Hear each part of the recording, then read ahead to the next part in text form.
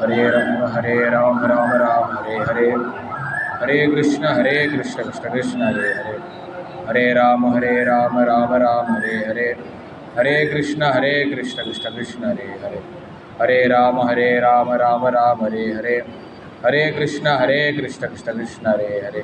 गोपिका जीवन स्मरणम। सद्गुरु महाराज की जय। श्रीकांतो मातुलो यस्य जननी सर्वमंगला, जनकः शंकरो देवः तं वन्दे कुञ्जराननं।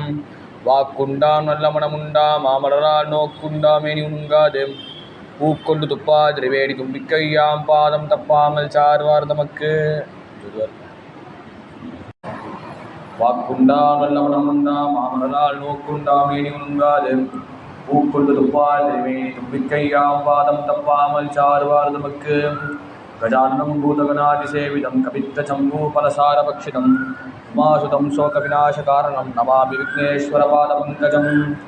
सदा बालरूपादिविघ्नाद्रिहन्त्रीं महादन्तिपत्रापि पञ्चास्य मान्यां विधीन्द्रादिविद्या गणेशाभिधामे विदत्तां श्रियं कापि कल्याणमूर्तिम्। ஏழுமலை ஏறி விளையாடு முகம் உண்டு, ஈசன்குணம் ஞானமொழி பேசு முகம் உண்டு, கூறும் அடியார்கள் குறி தீர்த்த முகமுண்டு, குன்றுவர் வேல் வாங்கி நின்ற முகமுண்டு, மாறுபடு சூரரை பதைத்த முகமுண்டு, மல்லிகை மனம் குளிர வந்த முகமுண்டு, ஆறுமுகமான பொருள் அருளில் வேண்டும், ஆதி அருணாச்சலம் அமர்ந்த பெருமாளே. ஹர நம பார்வதி பதையே, ஹர ஹர மகாதேவா. வெற்றிவேல் முருகனுக்கு ஹர ஹரோஹரா. சத்குரு சுவாமினஹ ஜெய், ஆஞ்சநேய சுவாமினஹ ஜெய்.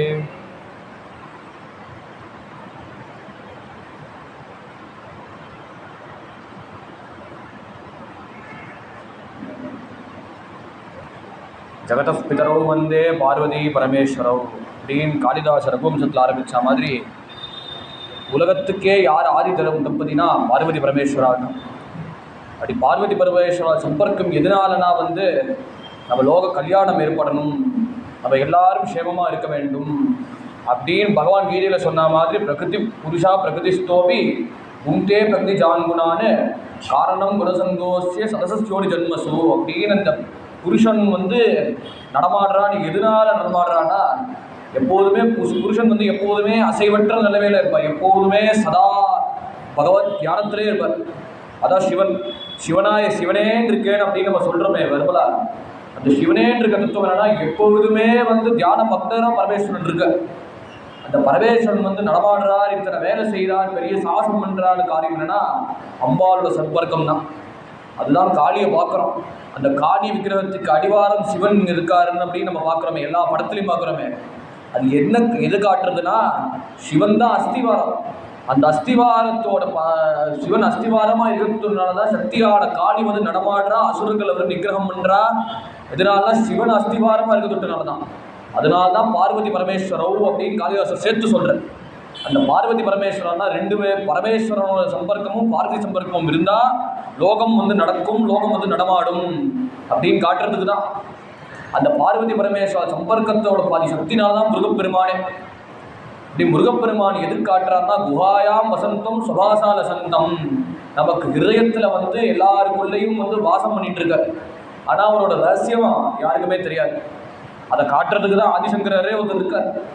அப்படி ஆதிசங்கரர் எதுக்காக வந்திருக்காருன்னா நிறைய லோகத்தில் பூர்வத்தில் நிறைய துர்மதங்கள் கண்டம் நடந்து எல்லாரும் தப்பா அர்த்தம் போட்டுருக்கா. பகவத்கீதைன்னு ஒன்று எடுத்தானா அவள் தனக்கு என்ன தோன்றதோ, தனக்கு எது சார்த்தகமாக இருக்கோ அதை வச்சே அவள் அர்த்தம் போட்டுருக்கா. இப்போ ராமாயணமே பார்க்குறோம். ஒருத்தர் எவ்வளோ வருஷம் கொடுக்குறாரு, ஒருத்தர் என்னென்னமோ சொல்கிறா. இப்போ அதுக்கு சீரியலே பார்க்குறோம், நிறைய சீரியல்லாம் பார்க்குறோம். இப்போ பார்த்த ராமானந்த சாகர் சீரியல் இப்போ ஸ்டார் ப்ளஸ்லையோ ஸ்டார் வியூவாலோ நிறைய சன் டிவியில் இருக்கிற சீரியல்லாம் பார்த்தா ரொம்ப வித்தியாசமாக இருக்குது, விசித்திரமாக இருக்குது. ஏன்னா நிறைய ராமாயணத்தை எல்லாம் மிக்ஸ் பண்ணி போடுறான். அவள் ஃபியூஷன் பண்ணி ஜனங்களுக்கு மனோரஞ்சகமாக இருக்கும். மனோரஞ்சகமாக இருக்கணும்னா இந்த பாட்டில் நம்ம ராமாயணம் எடுத்து இந்த வால்மீகி ராமாயணத்தில் போட்டால் அப்போ ஜனங்க ஆசையாக கேட்பா. நம்ம டிஆர்பி ரேட் ஏறும். அப்புறம் நிறைய பேர் கேட்க ஆரம்பிப்பான். இப்படின்னு இப்போ காலத்திலே நிறைய பார்க்குறோம். இதுக்கு முன்னாடி எப்படி இருந்தது? அவள் வேதத்தையே தப்பாக போட்டுண்டு அவள் எங்கேயோ எதுக்கு பண்ணுறேன்னா சொர்க்கலோகத்துக்கு போனோம். சொர்க்கலோகத்தில் போய் அங்கே இருக்கிற போகத்தை அனுபவிக்கணும், அதுக்கு தான் யஜ்யம் பண்ணுற அப்படின்னு ஒன்றுமே லட்சியமே தெரியாமல் அவள் யஜ்யம் பண்ணுறா. அப்புறம் சில பேர் வந்து யஜ்யம் பண்ணுற சோம்பேறித்தனம், இந்த உடம்பு வச்சு யஜ்யம் பண்ண முடியாது, என்னால் காலையில் எழுந்துக்க முடியாது. ஆனால் அதுக்கே ஒரு குரூப் வந்திருக்கா. அதனால காலையில் எழுந்துறது வந்து விஷயம் இல்லை, அதுக்கு நம்ம சூரியன் வந்து மூஞ்சில் பட்டா நம்ம முகத்தில் பட்டா அப்போ எழுந்துருந்தா போதும் அப்படின்னு சொல்கிற சாருவாக்கம் நாஸ்திகன் போடுற மதங்கள் இப்படின்னு சில பேர் நடமாடுறா. அப்புறம் சில பேர் கர்மா முக்கியம், கர்மாதான் வந்து வாழ்க்கையில் நிம்மதியை கொடுக்கும் அப்படின்னு சில பேர் கர்மற்றர்கள் இருக்கா. அப்புறம் சில பேர் என்ன பண்ணுறா வந்து ஜெயினர்கள் பௌத்தர்கள் சில வகைகள் இருக்கா. அவர்கள் வந்து இந்த உலகமே சூன்யம், சூன்யத்தை தவிர வேறு எதுவும் கிடையாது அப்படின்னு அவர்களை போய் நீ கடவுள் இருக்காரா இல்லையா நம்ம கேட்டால் கடவுள் இருக்கார் ஆனால் இல்லை அப்படின்னு வந்து ஒரு ப்ராபபிலிட்டிக்காக ஆன்சர் சொல்கிறா. இப்படி நிறைய குருமதங்கள் வந்து கலியுகத்தில் இருள் சூழ்ந்துருக்கு. இந்த இருள் சூழ்ந்த உடனே வைஷ்ணவ சமயத்தில் சீஷியண்ணா வந்து நடுல சொல்கிறா, தேவர்கள் எல்லாரும் தலைவிக்கி ஓடி பிரம்மாட்ட கதறன் வேகத்தில் உடனே பரமேஸ்வரன் பிரம்மா வந்து திக்கு காட்டுறார். இதுக்கு சமாதானம் கொடுக்குறவர் யாரும் இல்லை, சாட்சாத் பரமேஸ்வரன் ஞானம் பிரதாதா சங்கரர் அப்படின்னு பரமேஸ்வரனை வேண்டினா வித்யா காமஸ்து கிரீசம் தாம்பத்தியாத்து உபாசதி அப்படி பாகவத்தில் சொன்ன மாதிரி வித்தியை எந்த வித்தியை கொடுப்பாருன்னா ஆத்ம வித்தியை யாரு கொடுக்குறாருனோ அந்த ஆத்ம வித்தியை வந்து பரமேஸ்வரன்கிட்ட போய் கேளு அப்படின்னு பாகவத மார்க்கத்தை காட்டுற மாதிரி எல்லாரும் போய் பரமேஸ்வரன்கிட்ட போய் கேட்குறாரு. இப்படி பரமேஸ்வரன் கேட்ட உடனே அதை இந்த இடத்துல சொல்ற அஜ்ஞானத்வா ககனபதிதா ஆத்ம வித்யோபதேசை திராத்தும் லோகாத் பவதவசிகா தாபசோ பச்சியமானா முக்த்வா மௌனம் வடவிடமினோ மூலதோ நிச்சரந்தி சம்போ மூர்த்தி சரதி புவனே சங்கராச்சாரிய ரூபா அப்படின்னு வந்து வித்யாரண்யர் சந்திரவேதத்தில் சொல்ற மாதிரி ஆச்சாரிய அவதாரமோட காரண ரகசியம் என்ன அப்படின்னு ஒரு ஸ்லோகத்தை சொல்லிட்டேன். அஜ்ஞானத்வான் ககனபதிதான் ஆத்மவித்யோபதேசை, எல்லாருமே அஜ்ஞானம் என்கிற இருள் சூழ்ந்திருக்கா. அவங்க தான் தோன்றது தான் தர்மம், தனக்கு தோன்ற கமெண்ட்ரி தான் ஞானம், தனக்கு சொல்ற உபதேசம் தான் வந்து உபன்யாசம் அப்படின்னு எல்லாரும் தனக்கு மனசுல தோன்றபடி பேசிட்டு இருக்கா. தனக்கு மனசுல எது இஷ்டமோ அதுதான் தர்மம்னு வந்து எல்லாருக்கும் போதனை பண்றா. ஒரே கன்ஃபியூஸ்டா இருக்கா, எதை ஃபாலோ பண்ணணும் இதை ஃபாலோ பண்ணணும்னு தெரியாம எல்லாரும் தத்தடிக்கிறா. அப்புறம் என்னாச்சுன்னா தாத்தும் லோகா அவதவசிகா தாபசா பட்சமானஹா, சில பேர் வந்து ஒரே சம்சாரத்தில் வத்தளிச்சுட்டு இருக்கார். வத்தளிக்கிறச்சே அந்த சமயத்தில் வந்து வீராசனத்தில் பெரிய ஆலமர விருட்சத்தில் அந்த ஆலமர விருட்சத்தில் வந்து கால் மேலே கால் போட்டுட்டு யுவாவாக இருக்க சித்திரம் வடதரோ போலே விருத்தா சிஷ்யா குரோ யுவா அப்படின்னு யுவாவா இளைஞனா வந்து சுவாமி சேவை சாதிக்கிறார். கையில் வந்து சின்முத்திரையை காட்டிட்டார். அந்த சின்முத்திரையோட தாத்பரியம் என்ன இப்படின்னு காட்டுறோமே, ஒருத்தர் நல்லா சொன்னா சூப்பர்னு சொல்றோமே, அந்த சின்முத்திரை என்ன தத்துவம் இருக்கு, என்ன இருக்கு அந்த சூக்ஷ்மத்தில், அதுல என்ன கூட அர்த்தம் இருக்கு. அந்த சின்முத்திரையில வந்து இந்த 3 விரல் இருக்கு, இது வந்து ஆணவம், அப்புறம் கர்மம், அப்புறம் மாய. இதை 3ஐயும் விளக்கினா இது வந்து இண்டிவிஜுவல் ஜீவன். இதை 3த்தையும் சேர்ந்துதான் வந்து ஜீவன் வந்து சம்சாரத்தில் நடமாடிட்டு இருக்கு, சம்சாரத்தை திண்டாடிட்டு இருக்கு.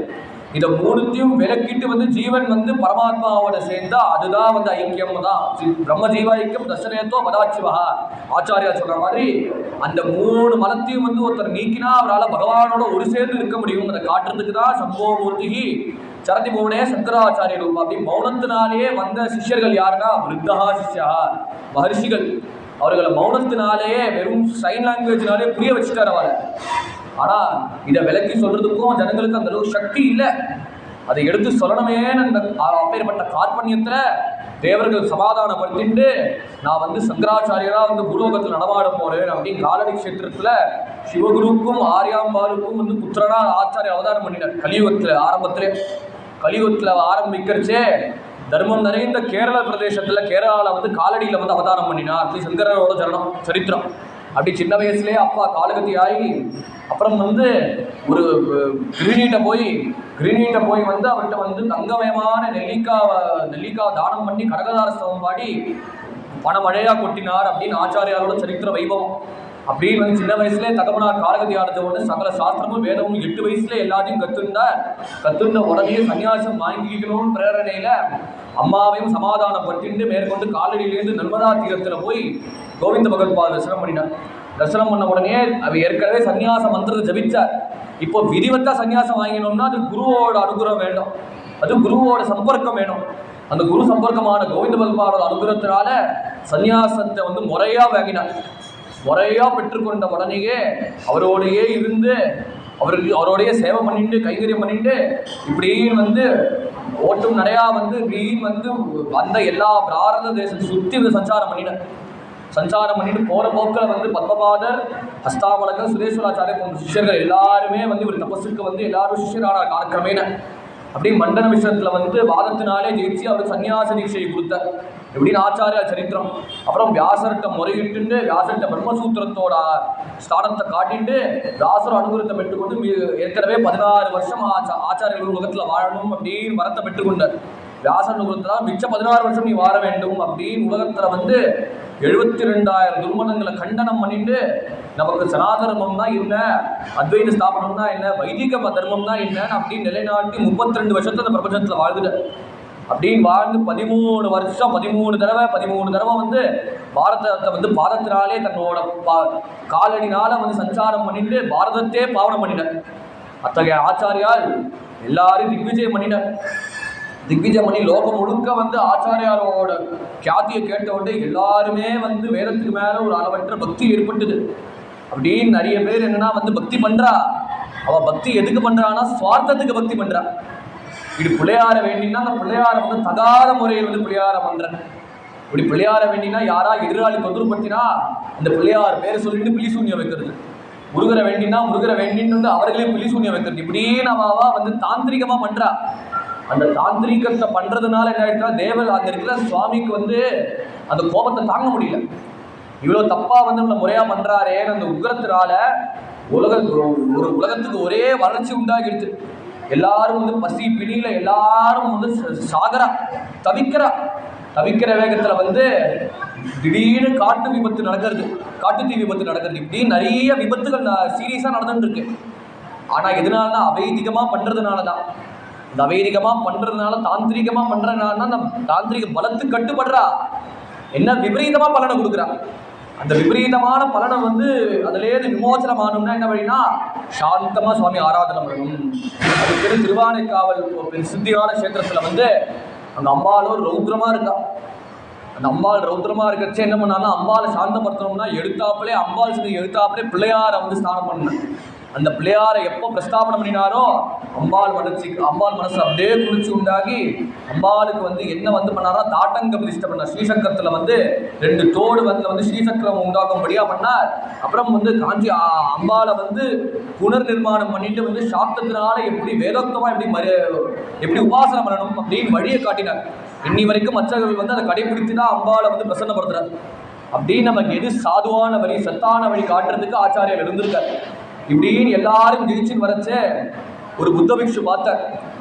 இவர் நம்ம இடத்துல வந்தா நம்ம கொட்டையும் அடக்கிடுவார், நம்மளை வந்து ஒன்றும் இல்லாம சூன்யமா பண்ணிடுவாரு அப்படின்னு வந்த அசூயையில வந்த வேகத்துல வந்து ஆக்ரோஷத்துல ஆவிச்சார மந்திர பிரயோகம் பண்ணி ஆச்சாரியாளுக்கு குஷ்டரோகம் உண்டாகும்படியா பண்ணிட்டார். அப்படின்னு ஆச்சாரியால் தவிக்கிறார். உத்தரதேசத்திலேருந்து இப்படின்னு தெற்கு திசையில் நடந்து வர உடம்பு ஊனிட்டு கஷ்டப்பட்டு ஆச்சாரியால் வந்து கஷ்டப்பட்டு நடக்கிறார். அந்த வலி அவஸ்தப்பட்டு இருக்கார். அவருக்கு வாசகமா கோவம் வரணுமே.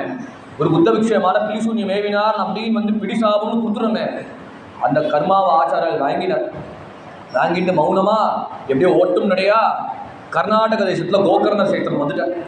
கோகர்ண கஷேத்திரம் வாசம் பண்ண உடனேயே அங்க இருக்கிற பரமேஸ்வரனை கண்ணீர் மலகி விரதத்தை அனுஷ்டிச்சு ஆராதனை பண்றார். ஆராதனை பண்ணி குறிச்சு ஆராதனை பண்ணி விரதம் இருந்து பண்ண உடனே பரமேஸ்வரன் பிரத்யட்சமாக சங்கர்கிட்ட போதனை பண்றார். சங்கரா, நீ ஆராதனை பண்ணது ரொம்ப திருப்தியா இருக்கு, பரம திருப்தியா இருக்கு. இதுலேருந்து இந்த வர புஷ்டரோகத்திலே நீ விடுவிக்கணும்னா விமோசனம் பண்ணணும்னா ஒரே ஒரு வழி இருக்குப்பா. இன்னும் கொஞ்சம் தெற்கு திசை நோக்கி போனா கடலோரம் இருக்கு, அந்த பெரிய சமுத்திரம் இருக்கு. அந்த சமுத்திரத்துக்கு ஒட்டினாப்பிலேயே வந்து ஒரு பெரிய மலை இருக்கு. தீபம் பிரபன் கந்த சைலாதிரூடா சதேவோ புதேவே சதா சண்முகோஸ்து ஆச்சாரியர் பின்னாடி சொல்ற மாதிரி அப்பேற்பட்ட ஒரு சந்திர மலை இருக்கு. அந்த சந்திரமலை சுகந்தமான மலை இருக்கு. அந்த மலைக்கு போ. அந்த மலையில வந்து எங்க புத்திரன் முருகன் இருக்கா, செந்திலாண்டவன் இருக்கார். அதுவும் முருகபக்தார் எல்லாருக்குமே மோட்சம் எதுனா திருச்செந்தூர் தான். அந்த திருச்செந்தூர் முருகன் நீ ஆராதனை பண்ணி, நீ எப்படி ஆராதனை பண்ணியோ அதே விதியில நீ ஆராதனை பண்ணு. என் ஆராதனை பண்ண வேகத்துல வந்து அவர் ஆராதனை பண்ணினா உனக்கு வந்த ரோகம் அத்தனையும் போகும் அப்படின்னு வந்து அதை வரனா எடுத்துட்டார். ஏன்னா ஆச்சாரியால் முடியுமே. சம்போமூர்த்தி சரதி போனே சங்கராச்சாரிய ரூபான்னு இப்போ சொன்னேன். அப்பேற்பட்ட பரமேஸ்வரனையோட அவதாரமே. அவர் இப்படி கண்ணை மூடி நினைச்சா அந்த வியாதியை போக்கிக்க முடியுமே. அப்புறம் வந்து மந்திரத்தை ஜெபிச்சாலே அவர் வியாதியை போக்கிக்க முடியுமே. எதுக்கு இவ்வளோ தூரம் ஓட்டும் நடையா கஷ்டப்பட்டு எதுக்கு திருச்செந்தூருக்கு போகணும்? அவர் கோகர்ணம் எங்கேயோ கர்நாடகத்தில் இருக்கு, கடலோரமான திருச்செந்தூருக்கு எதுக்கு அவர் ஓட்டும் நடையா உடம்பை வருத்திட்டு எதுக்கு போகணும்னா முருகரோட தத்துவத்தை காட்டுறார். நிறைய சூத்திரங்கள் நம்ம கொடுத்துருக்கார். வேதாந்தத்தில் வந்து ஆச்சாரியால் போன்ற ஒரு ஸ்தம்பம் உலகத்தில் கிடையவே கிடையாது. எப்படி வார்க்கரி சம்பிரதாயத்தில் ஞானேஸ்வர மகாராஜா, அப்படி ஞானேஸ்வர மகாராஜா இல்லைன்னா வந்து பாண்டுரங்கர் கிடையாது, பாண்டுரங்க பக்தி கிடையாது. எப்படி இதெல்லாம் கிடையாதோ அதே மாதிரி நம்ம வைதிகத்துக்கு வேத தர்மத்துக்கும் மூலம் யாருன்னா ஆச்சாரியால் தான். வேதோ கிலோ தர்ம மூலம்னு சொல்றாரு. அதுக்கு மூலமே ஆச்சாரியால் தான்.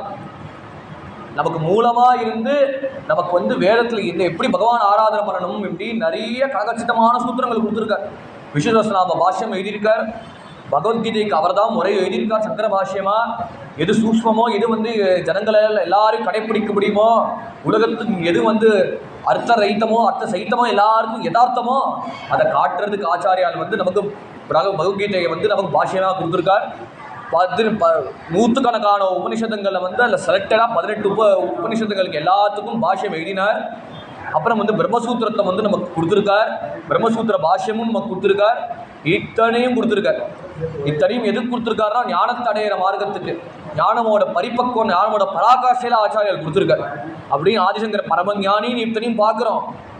ஆனால் ஞானின்னு வந்து எதில் புழுவாருதுன்னா, ஒருத்தர் வந்து காபாலிகர், ரௌத்ர காபாலிகர் வந்து நீ என்னமோ ஆத்மா நித்தியம் தேவ நித்தியம்னு லோகத்துக்கு நீ காட்டுறியோ, இப்போ வந்து எனக்கு வந்து பைரவர் வந்து சொப்னத்தில் வந்து தரிசனம் கொடுத்துருக்கார்.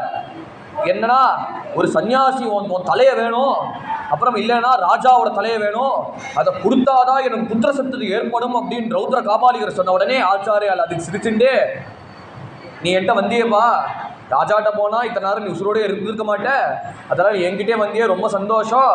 இந்த சரீரம் வந்து எத்தனை நாளும் பிரயோஜனம் இல்லை நான் பாட்டு பாஷ்யத்தில் எழுதுறேன், ஒருவேளை இதுக்கு தான் பிரயோஜனமோ பைரவருக்கு தான் பிரயோஜனமோ அப்படின்னு சந்தோஷமாக ஆச்சாரியால் வந்து ரௌத்ர காபாலிகரோட வந்த உடனே கண்ணை மூடின்னு இருக்கார். காப்பாளிகர் ஆவா பாட்டுக்கு ஒருத்தர் வந்து பரவாசிக்கிறார், ஒருத்தர் வந்து பெரிய பெரிய வாத்தியங்களை வாசிச்சுட்டு பெரிய பெரிய வாத்தியங்களை வந்து ஊதுற சங்கத்தை பம்பம் உட்காட்டம் பண்ணுறார். இப்படின்னு பெருசாக நடக்கிறது. இப்படின்னு பெருசாக நடக்கிறச்சே வந்து ஆச்சாரியார் தனியாக வந்து போகிறார். எந்த சிஷ்யர்கள் தெரியாமல் யாதிரீச்சிகமாக ஆச்சாரியார் தன்னை வந்து சமர்ப்பணம் பண்ணுறார். இப்படி கண்ணை மூடின்னு உட்காந்துருக்கார். ஒரு ரியாக்ஷன் இல்லை. அவரை எப்படி வந்து பலியை வந்து எப்படி குளிப்பாட்டுறமோ, ஆட்டை குளிப்பாட்டி எப்படி தலையை வெட்டுவாரோ அதை ஆச்சாரியால் குளிப்பாட்டி இருக்கார். அத்தனை உபச்சாரமும் பண்ணியிருக்கார். மௌனமாக இருந்து கண்ணை மூடிந்து தியானம் பண்ணிட்டு இருக்கார். தியானம் பண்ண வேகத்தில் அந்த ரௌத்ர காபாலிகர் வந்து கையில் பெரிய வாளை எடுக்கிறார். எடுத்து ஆச்சாரியாரோட சிரத்தை சேதம் பண்ணணும்னு வர வேகத்தில் குருன்னு ஒரு கர்ஜனை. பார்த்தா என்னன்னா பத்மபாதன், அவருக்குள்ளேயே ரிசிம்ம ஆவேசம். வந்த ரௌத்ரத்தில் வந்த எல்லா காபாலிகரோட ஆட்களை எல்லாரையும் வந்து கிழிச்சு சமாப்தி பண்ணி அந்த காபாலிகரை வந்து ஒரு கழுத்தை ஒரு பிடித்து அவர் கையிலேருந்து வாழை நழுவி அவரை வந்து நிருசிம்மர் எப்படி ஹிரண்யகசிபு கிழிச்சாரோ காபாலிகரை கிழிச்சு சமாப்தி பண்ணிட்டார். சமாப்தி பண்ண வேகத்தில் வந்து அவரோ மூச்சையாக கீழே விழுந்தார். அப்போதான் காலை வேலை ஆகிட்டு ஆச்சாரிய பிரக்னே வந்தது. சுற்றி பார்த்தா ஒரே ரத்த வளராக இருக்கு, கை பார்த்தா பத்மபாதர் கை பார்த்தா ஒரே ரத்தமாக இருக்கு. அப்படின்னு பார்த்த உடனே ரிசிம்மர் ஆதேசமாச்சு. ரிசிம்மர் நம்மளை காப்பாற்றினார்னு புரிஞ்ச உடனே ரிசிம்மர் கலாவலம்ப சூத்திரம் பாடினார். எதுக்குன்னா ரிசிம்மர் மேலே பக்தி காட்டுறது. ஆனால் இவர் நிலை எப்படி இருந்தாருன்னா ஞானத்தோட பராகாஷ்டையில் வந்து அசரல் கூட இல்லை. நம்மளா இருந்தால் என்ன ஏதாவது பணம் கொடுப்போம்பா, பணம் கொடுத்துட்டு எங்கள் உசுறு தான் முக்கியம் அப்படின்னு கதறி கெஞ்சி அழுது அவன் காலையே விட்டுட்டு நம்ம ஓடி போயிடுவோம். ஆனால் இவரோ வந்து தைரியமாக மரணத்தை ஃபேஸ் பண்ணினார். தஸ்மாத் அபரிமாரேவே நத்தம் சோதினம் மருகசி அப்படின்னு பகவான் கீதையில் சொன்ன மாதிரி மரணம் வந்து எல்லாரும் அடைய வேண்டியது, எல்லாருக்கும் விருதி காலம் உண்டு, இதுக்கு பரிகாரம் தேடி ஒரு பிரயோஜனம் இல்லை அப்படிங்கிற மாதிரி ஆச்சாரியார் நமக்கு காட்டினார். அப்படின்னு ஞானியாக இருந்திருக்கார். ஆனால் சில பேரால் ஞானத்தாலையும் நடமாட முடியாது. சில பேர் ஞானத்தினாலையும் வந்து அவளால் பகவானை வந்து புரிஞ்சிக்க முடியாது. ஞானத்தை ஒரேடியாக ஞானமாக இருந்தால் ஜனங்கள் எல்லாம் தப்பாக புரிஞ்சுப்பா. எல்லா வாவா தோன்றின மாதிரி அர்த்தம் போடுவா. அர்த்தம் போடுறதுனா என்ன ஆகும்னா வாவா வந்து என்னென்னமோ சொல்லுவா. அதுலேருந்து விடுவிக்கணும்னா வந்து ஒரே ஒரு வழி என்னன்னா வந்து ஒரு மூர்த்தி உபாசனை. அதுதான் வந்து நிறைய க்ஷேத்திரங்களை வந்து சஞ்சாரம் பண்ணிட்டு பெருமாளில் வந்து கடகசிதமான ஸ்தோத்திரங்கள், பரமேஸ்வரனை பற்றி நிறைய ஸ்தோத்திரங்கள், அம்பாளை பற்றி நிறைய ஸ்தோத்திரங்கள், சௌந்தரலி முதலியான ஸ்தோத்திரங்கள், பரமேஸ்வரனை பற்றி சிவானந்த லஹரி முதலியான ஸ்தோத்திரங்கள், அப்புறம் வந்து பிள்ளையாரை பற்றி கணேச மந்திர ஸ்தோத்திரங்கள், விஷ்ணுவை பற்றி சொன்னோம்னா வந்து ஷட்பதி ஸ்தோத்திரம், அப்புறம் கோவிந்தாஷ்டகம் போன்ற நிறைய ஸ்தோத்திரங்கள் ஆச்சாரியர்கள் நமக்கு நிறைய கொடுத்துருக்க. அப்புறம் அதில் முக்கியமாக முருகப்பெருமான் பற்றி ஸ்தோத்திரம்னா சுப்பிரமணிய புஜங்கத்தை கொடுத்துருக்க. நம்ம எல்லாருக்கும் ஒரு கேள்வி வரும், எதுக்கு நமக்கு சுப்பிரமணிய புஜங்கத்தை கொடுக்கணும்? எல்லா சுவாமிகளை ஸ்தோத்திரம் பண்ணா மாதிரி முருகருக்கு ஒரு ஸ்தோத்திரம் பண்ணலாமே, நிறைய பண்ணலாமே, நிறைய ஸ்தோத்திரமே கிடைக்கலையோ போல இருக்குது அப்படின்னு வந்து சொல்கிறா. சில பேர் என்ன அர்த்தம் சொல்கிறான்னா, நிறைய பேர் முருகர் வந்து தமிழில் நிறைய பாடியிருக்கார், நிறைய முருகர் தமிழ் ஸ்தோத்திரம் இருக்கிறதுனால சமஸ்கிருதத்தில் ஒரு ஸ்தோத்திரம் தான் போதும், அதனால் வந்து ஆச்சாரியர்கள் சுப்பிரமணிய புஜங்கத்தை கொடுத்துருக்கா அப்படின்னு ஒருத்தர் வந்து அர்த்தம் சொல்கிறா. இன்னொரு ஒருத்தர் எதனால் அர்த்தம்னா, அந்த காலத்தில் எல்லாருமே வந்து சத்கர்மானுஷ்டானத்தோடு இருந்திருக்கா. அப்படி சத்கர்மானுஷ்டானத்தோடு இருக்கிறதுனால எல்லா மூர்த்தி உபாசனையும் பண்ணியிருந்தா. அதை காட்டிலும் வந்து அக்னி உபாசனம் பண்ணுறதுனால தனியாக வந்து முருகர் உபாசனம் பண்ணணும் அவசியம் இல்லை. ஏன்னா அக்னி ஸ்வரூபமே முருகர் தான். எப்படி அக்னி பகவானுக்கு வந்து ஆட்டு வாகனமோ அதுபோல் முருகருக்கும் ஆட்டு தான் வாகனம் அப்படின்னு அந்த ஒரு சமயத்தில் வந்து தேவர்கள் அவள் வந்து ரிஷிகள் எல்லாரும் தப்பாக மந்திரத்தை வந்து சொன்ன ஸ்வரலோபமாய் வேற தப்பாக மந்திரம் வந்த உடனே அங்கேருந்து யஜ்ஞத்துலேருந்து அபிபாகமாக ஆட்டு கிளம்பிடுது. அந்த ஆட்டு வந்து வந்த ரிஷிகள் எல்லாரையும் முட்டி தள்ளுறது. தேவர்களால் தாங்க முடியல அந்த நடமாட்டத்தை. உடனேயே முருகரோட சகாயத்தை கேட்டேன்னா தேவர்களோட படத்தளபதியாச்சு முருகர். வந்த வேகத்தில் அந்த ஆட்டோட கர்வத்தை அடங்கி ஆட்டுக்கு தான் வாகனமாக ஏற்றுண்டார். அப்படின்னு ஆட்டு முருகரோட வாகனம் ஆட்டு தான் அப்படின்னு ஆட்டு வாகனமாக அக்னி பகவான் இருக்காரோ. அந்த அக்னி பகவான் எல்லாரும் உபாசனம் பண்ணுற அந்த எல்லாரும் உபாசனம் பண்ணுறா. முருகரை தனியாக உபாசனம் பண்ணணும்னு அவசியம் இல்லை. ஏன்னா அருண பிரஷ்னத்திலேயே முருகரோட மந்திரம் இருக்குது. ரிகிஸ்வைவ சபாயுதை காலே ஹரித்வா பண்ணை இந்திராயாகி சஹஸ்ரயுக் அக்னிர் விப்ராஸ்தி வசனஹ வாயுஸ்வேதஸ்ய கத்ருகஹ சம்வத்சரோ விசுர்வர்ணைஹி மித்யாஸ்தேனுச்சராஸ்தவ சுப்ரமண்யோகம் சுப்ரமண்யோகம் சுப்ரமண்யோம் அப்படி முருகரோட மந்திரம் இருக்குது. அப்படின்னு முருகரோட மந்திரம் இருக்கிறதுனால அது தனியாக முருகர் உபாசனம் பண்ணணும் அவசியம் இல்லை. அப்படின்னு இப்போ கலிகாலத்தில் எல்லாரும் குறைஞ்சி வரதை பார்த்த உடனே எல்லாருமே கர்மாவில் இன்ட்ரெஸ்ட் குறைஞ்சி வரதுனால முருகருக்கு தனியாக ஸ்தோத்திரம் பண்ணினா தேவையில்லையே, அதை மனசில் வச்சுட்டு ஆச்சாரியால் வந்து முருகரை பற்றி ஸ்தோத்திரம் பண்ணுறார். அந்த சமயத்தில் திருச்செந்தூர் எப்படியோ பிரவேசம் பண்ணிட்டார். பிரவேசம் பண்ணுறச்ச இங்கே சுற்றி ராத்திரி வேலையில் பார்த்தா அர்த்தராத்திரி வேலையில் ஒரே பாம்பு சஞ்சாரம் இருக்குது. ஒரே நாகர்கள் போகிறார். தச்சகர் முதலியான பெரிய பெரிய நாகங்கள் வந்து எல்லாரும் சேர்ந்து முருகப்பெருமான் சந்நிதியில் வரார். இந்த முருகப்பெருமான் சந்நிதியில் வந்து எல்லாரும் நமஸ்காரம் பண்ணிட்டு தேவஸ்வரூபத்தோட அரளி புஷ்பத்தோட முருகர் ஆராதனை பண்ணுறார். அந்த பார்த்த காட்சியில் ஆச்சாரியால் மனசுலே வந்தது புலகாங்கிட்டம். வந்ததே கண்ணின் தாரதார ஜலம் வந்து அவரால் முருகர் ஆராதனை பண்ண முடியே. அப்படி முருகருக்கு புஷ்பமாக இருக்க வேண்டும்னால ஸ்காந்தத்தில் வந்து சொல்லப்பட்ட முருகர் கதையை வந்து நமக்கு சுருக்கமாக 32 ஸ்லோகத்திலே சுப்பிரமணிய புஜங்கத்தை கொடுத்துருக்க. இதை படித்தாலே போதும், சுப்பிரமணிய புஜம் ஸ்காந்தம் படித்த பலனே உண்டு அப்படின்னு பெரிவாக சொல்லியிருக்க. அப்படின்னு நாகர்களுக்கு தெய்வமாக முருகப்பெருமான் இருக்கார். அப்படின்னு தெய்வமாக முருகப்பெருமான் இருக்கிறதுனால தான் வந்து எல்லா பொதுவாக வந்து வழக்கம் என்னென்னா வந்து முருகருக்கு நாக உபாசனம் பண்ணுறது வழக்கம். அதனால் காஞ்சி காமாட்சி கோயிலில் பார்த்தா இந்த பக்கத்தில் வந்து உள்ள நுழைவாயில் போனால் இந்த பக்கத்தில் பிள்ளையார் இருக்கார். எழுத்தாப்புறம் நாக சுப்பிரமணியர் அப்படி நாகஸ்வரூபமாக முருகப்பெருமான் இருக்கார். அப்படின்னு முருகரை வந்து நாக உபாசனம் பண்ணணும் அப்படின்னு நாகர்களுக்கு தலைவராக வந்து எல்லா நாகர்களும் வந்து முருகர் உபாசனம் பண்ணுறதுனால அந்த ஸ்லோகத்தை என்ன பண்ணாருன்னா புஜங்க விருத்தியில் எழுதினா. அதான் சுப்பிரமணிய புஜங்கம்னு இப்படி பேர் வருது. அந்த புஜங்க விருத்தி ஆரம்பிக்கிறச்சே முதல்ல யாருக்குன்னா இப்பேற்பட்ட முருகரை பாடுறாரு. முருகரை பாடுறதுக்கு வந்து முருகரே கல்யாணம் பண்ணி கொடுத்தவர் யாருன்னா பிள்ளையார் தான். அதான் ஆடும் பணிவேல் அடிசேவல் என்ன பாடும் பணியே பணியா அருள்வாய் அப்படி அருணகிரியா சொன்ன மாதிரி கந்தரன் மூதியில் என் வேலை என்னன்னா பாடும் பணியே பணியா அருள்வாய். அவன் பாட்டை பாடுறதாம்மா என் வேலையே. அதனால இங்கே எடுப்பில் என்ன ஆரம்பிக்கிறாருன்னா பிள்ளையாரோட ஸ்துதி. அந்த பிள்ளையாரோட ஸ்துதி என்னன்னா வந்து நமக்கு ஒரு காரியம் ஆரம்பிக்கணும்னா அது விக்னம் இல்லாமல் நடக்கணும்னா அது பிள்ளையாரோட உபாசனை அவசியம் வேணும். அதான் ஆரம்பத்தில் சதாபால ரூபாதி விக்னாத்ரிஹந்திரி மகாதந்தி மந்த்ராபி பஞ்சாஸ்யமான்யாம் விதீந்திராதி மிருக்யா கணேசாபிதாமே விதத்தாம் ஸ்ரீயம் காபி கல்யாணமூர்த்திம் சதாபால ரூபாபி விக்னாத்ரிஹந்திரி. எப்போதுமே குழந்தையாக இருக்க. அந்த குழந்தை என்ன காட்டுறதுன்னா நம்ம பொதுவாக சொல்கிறோம் நமக்கு வந்து சைல்டிஷ்னஸ் இருக்கக்கூடாது, நமக்கு சைல்டு இருக்கலாம், சைல்டிஷ்னஸ் இருக்கக்கூடாதுன்ற. அந்த சைல்டு என்னன்னா வந்து சைல்டில் இன்னசென்ஸ் இருக்கணும்.